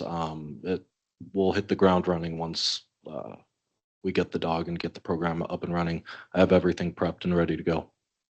And you know the dogs pretty well, so you would be training, and they start really young, and somewhere along the way you see that this dog isn't it. I mean, that happens. Yes. And you're like, we need to find another. Yes, it may be heartbreaking but the dog is a tool used in law enforcement to achieve an objective. So even if I love the dog dearly and it's not cutting it, we got to swap out the dog for a new one. And that does happen. Or if it's working, but we as a city just realize it isn't working for us, you can still make changes down the road.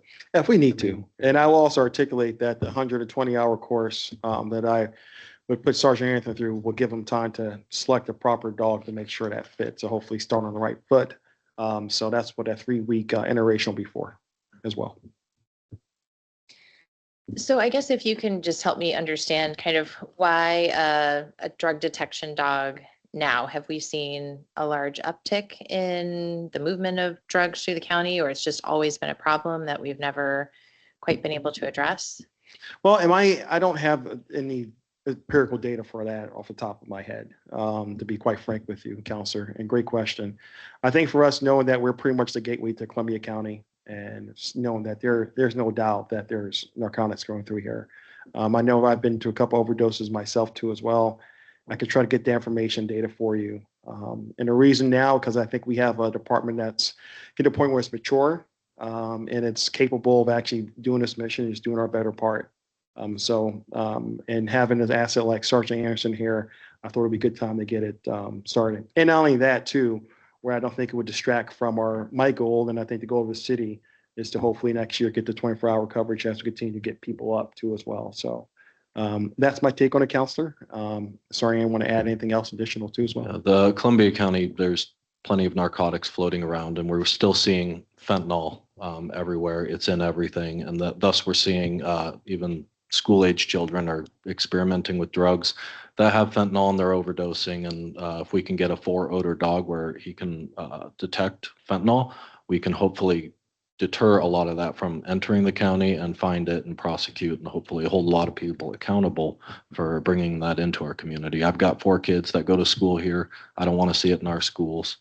And I'm hoping that it can really help out with that. So that brings up a question of, can we take them into schools? Can you take them into schools? Is that? I will say that's a relationship that we need to establish with our school district and going forward with that. And what capacity. I think the daughter we choose will also like to do face community service, also do training about drugs and also resistance to drugs and things like that for our kids. But I think that'll be a conversation further we should have with the schools to make sure that we're on the same page with that. And as you brought up, is there studies to show that this is a deterrent? Like if there's police officers in the area, you probably have less crime at the source. If there's a dog in the area, once people start to see that and know that, does that start to deter people from coming through the town when they know there's a dog? I mean, is there any studies that show that just being there, being in the community has helped? I, in my personal professional opinion, just having an officer and knowing that KP out there is always a deterrent. One of our first contingents of use of force is just officer presence from there. I don't know in particular studies, at least to my knowledge, top of my mind, Mayor, to support that when it comes down to it. But I will say that more than likely, if we get the information out there and share our wins that we have within the department, which I'm sure that we'll have, especially under Sergeant Lee Anderson as a handler, I believe will be a turn for people who are paying attention and who are looking to as well. And just like everybody else, criminals do talk and word does get around. So, and sorry, Anthony, unless you have anything else to add on. No, I don't. I hope it would help. What are you looking for from us? I mean, this says it's a follow-up. What do you need from us? I'll respond to that one. So normally this type of structure would have just been taken care of in a police department as part of delivering the service levels that the community, where the city council hires a police chief or hires me to hire a police chief to deliver based off of our community size. He determines what needs their police department needs to go out there and help with our community, whether that's identifying drugs, needing detectives or whatever. That's usually just within his purview. But we came here mostly because at the budget meeting, it was brought up as we'd like some more conversation before we move forward. It's not a high cost, but my response at that time was, well, yeah, if there's a concern, we don't want to move forward. I'm not going to have chief move forward until the council's okay with it because it was brought up as a concern. So the main purpose of this meeting was to come to the council to bring more exposure to what they're looking at, to answer any questions you may have, and hopefully get to the point through this that they're able to move forward with what Chief's recommendation is to have that drug dog in our community in our area to help with their ability to deliver the level of service that we're looking for in our efforts to also build the premier law enforcement agency in the area. So kind of all together, that's why we're here, to have that conversation as requested for the I'm budget. glad you're here, Sergeant Anderson. I'm happy to be here. The chief and I have spoken about this in the past, but I'd like to just delve into just for a moment a bit of the softer side of having a dog on the police force. We focus heavily, of course, upon the deterrence, and that's a very important part. But I also believe, and I believe this most of my life, that part of the strength of the police force in the community is how tightly the community and the police force are tied together. The impression of the police force amongst the citizen. And the chief and I were talking about this, and I asked him specifically about, this is not going to be a bite dog. This is going to be a drug dog.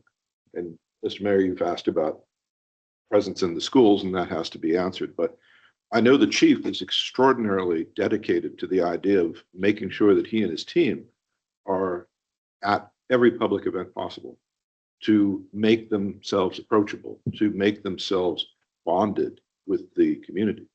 And I would ask the chief and the sergeant, with this dog being a drug dog and not a bite dog, so it's probably not going to be a Malinois, it'll probably be some sort of a Labrador, possibly a Retriever, something, a breed like that. Am I correct?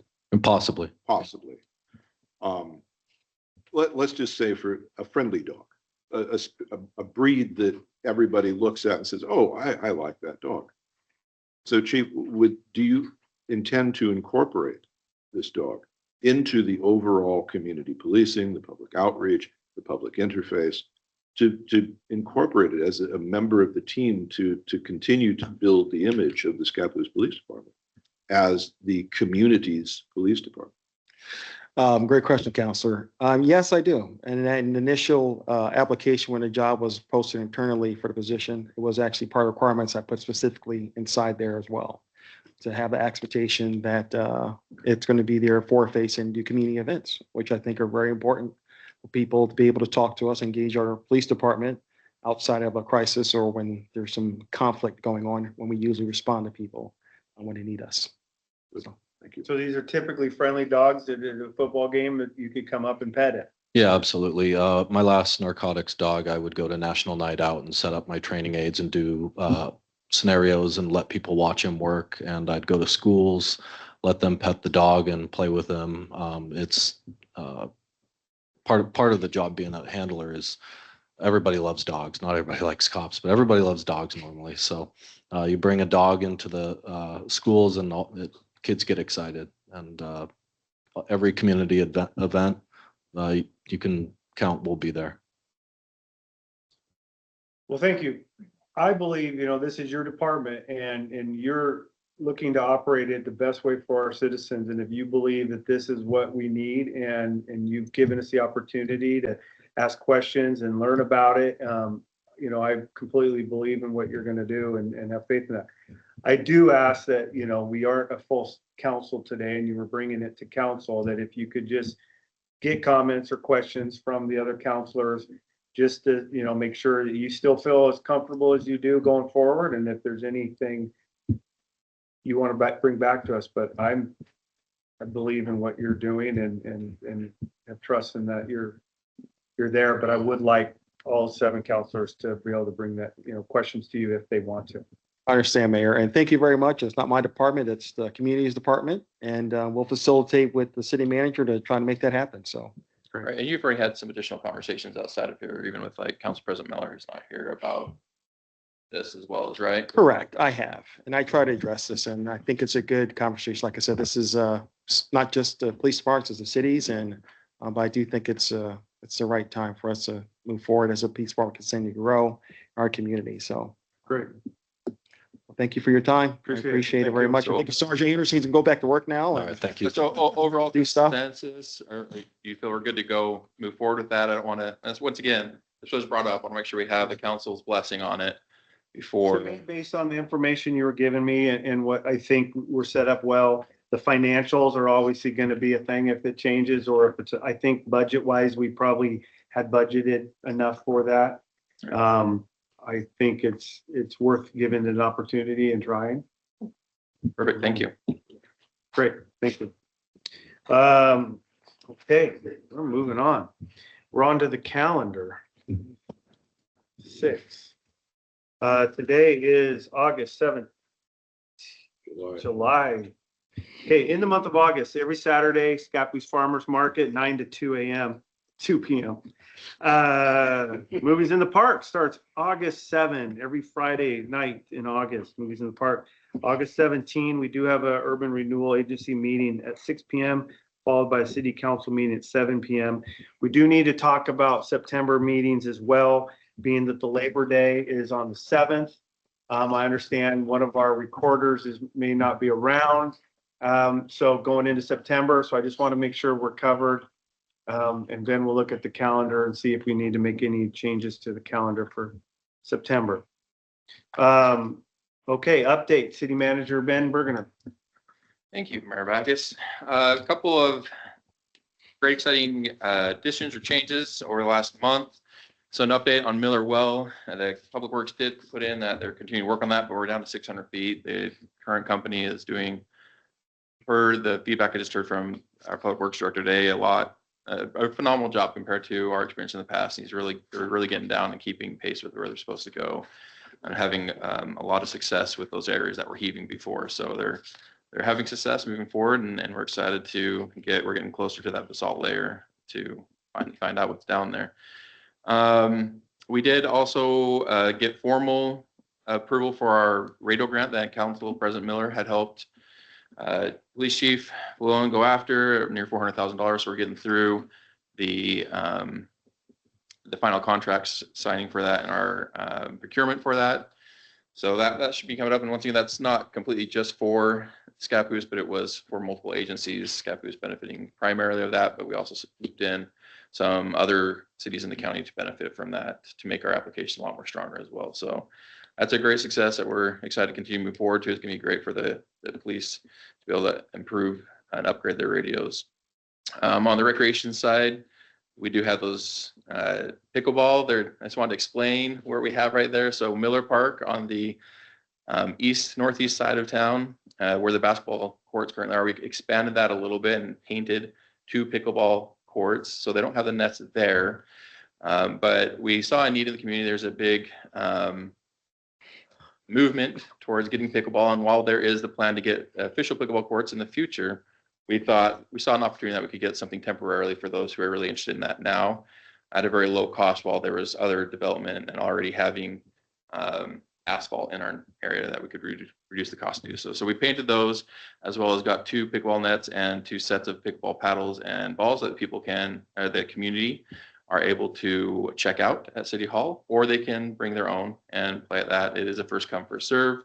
So if there are basketball players there, respect the basketball players, or there's also the opportunity if people want to reserve those courts, they can. Susan has set up that opportunity to be able to reserve those courts as. Got to check out the court. Oh yeah. It's an easy net, 21 feet, stretches out. Yeah, not too hard to set up, right? We purposely bought that, so it was just a.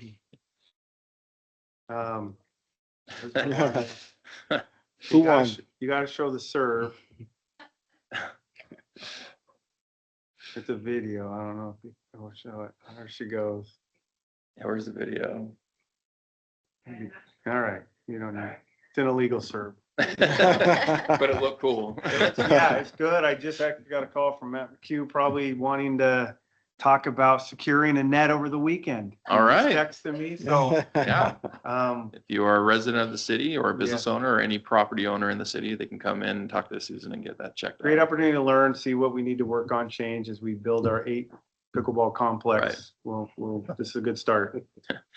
Right, and going along, I mean, once again, a huge priority and goal for us with recreation. Another exciting new recreation opportunity. Our disc golf course is near completion. It should be done within the next week down at Chapman Landing. We'll have a soft start this as soon as that is open and completely installed. But then we're looking to do probably a ribbon cutting within the next month. Towards the end, we want to get a couple of things to make it more of a big event than just crashing it right now. So we're gonna do a soft start and then do a ribbon cutting later. But we're trying to get these things out during the summer so the community can actually benefit before the rain starts to come again. So so yeah, that's really exciting on that side. We do have some new positions, as I mentioned. We did hire a new public works director. Kevin Turner was promoted to that. And we are looking currently, there's been a big increase in desire for code enforcement. We had our part-time, we found some ways to fund the other half of that to get a full-time outside of the general fund, which will be great. So we're tightening that up and buttoning it up, but we should have that implemented pretty soon so we can turn that into a full-time FTE without an impact on the general fund. So yeah, those are our current updates. Great, appreciate it. Chief Llewellyn. Yes, afternoon once again. For us, we have one of our officers graduating from the base academy next Friday. I'm so excited for that. They'll bring our total patrol officer, including our detective, to 7 altogether.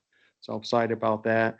And also my Thunder will be doing movies by moonlight coming up, and every Friday I'll be grilling some police patties. So please stop by. Delicious. I got my food handler's card, so I'm legit. And we had a great time with the Outdoor Fun Festival. CERT was there too as well. A lot of people love hopping into our F-350 and just continue to do the community outreach. So it's pretty much what I have for the police department down and dirty, unless there's any questions on the group. Chief, can you give us a little background on Detective Johnson? Yes. Yeah, Detective John, he's been with the police department for about 3 years. Before that, he was with Washington County Sheriff's Office, where he was a correction officer, I believe. Or in that rim in the corrections side of the house, and he went to the deputy side and came over here. We were really short staffed. He was kind of our pseudo detective doing a whole bunch of cases, particularly against cases where juveniles and a whole bunch of online crimes that are very graphic, unfortunately, but we had to deal with. But he's done a really good job of taking the helm of that and doing it for us. So we decided to go ahead and make it official. He also spent time like me and you in the United States Army. So which is a thing too as well. So he's been doing a phenomenal job in an investigative realm, and he's hitting the ground running, and I think he's going to continue to do well in that position. Thank you. Great, thank you. Lori Joseph. Do you have any?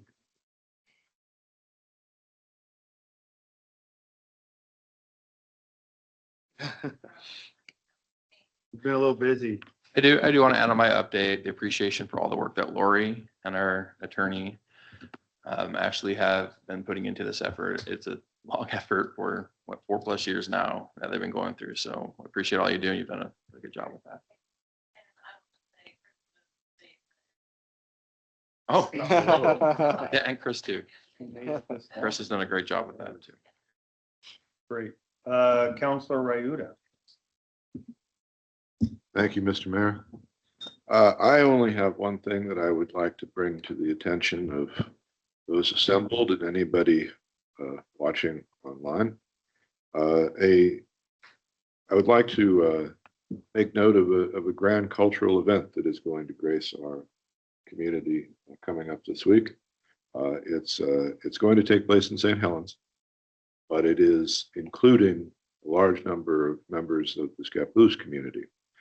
So if you would like to know what a pre-Tsarist Russia milkman would do if he was in fact to become wealthy, or what the origins of tradition are in a small town, I would recommend that you consider attending a performance of the Shoestring Community Players presentation of Fiddler on the Roof.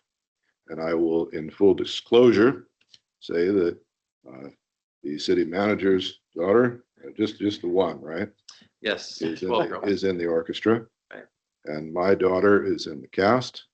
And the conductor is a Scappoose resident, and a number of other performers from Scappoose, St. Helens, and throughout the South County region. So it opens this Thursday and continues through the following week. So I think that as a nice summertime treat, that would be an excellent thing to take family to if you're so inclined. Thank you. I can add to that I have had some sneak peeks as I picked up my daughter. They sound amazing. Just all of it together seems like it's going to be a really good production. I'm excited to see it. Thank you. Counselor Haugen. just real quickly, the school board middle school committee is theoretically going to announce their decision on other plans they're promoting for the new middle school tomorrow and then the school board will presumably act on that at the August meeting. So if you want some entertainment, you might want to go to the school board meeting at 6 p.m. tomorrow. Thank you. Counselor Holmes.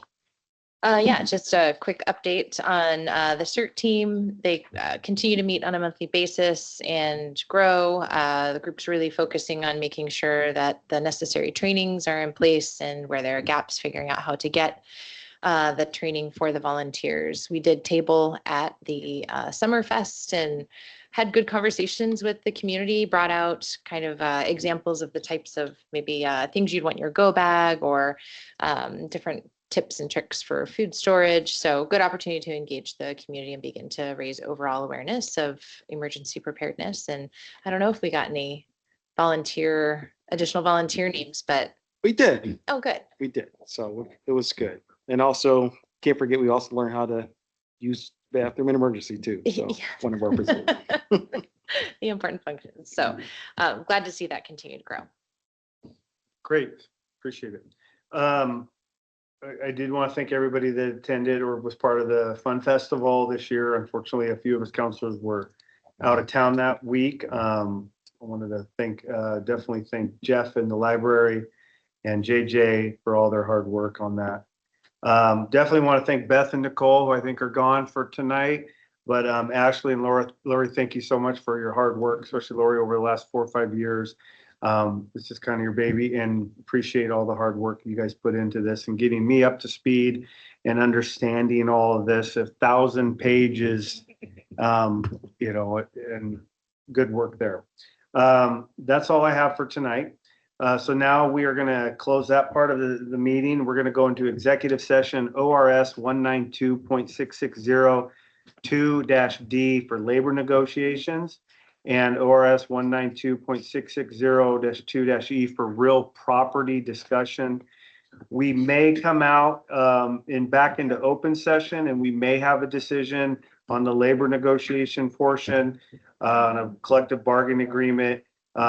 So we'll open up and let you know at this time. But for now, meeting is City of Scappoose will now meet executive session for purpose of ORS 192.660.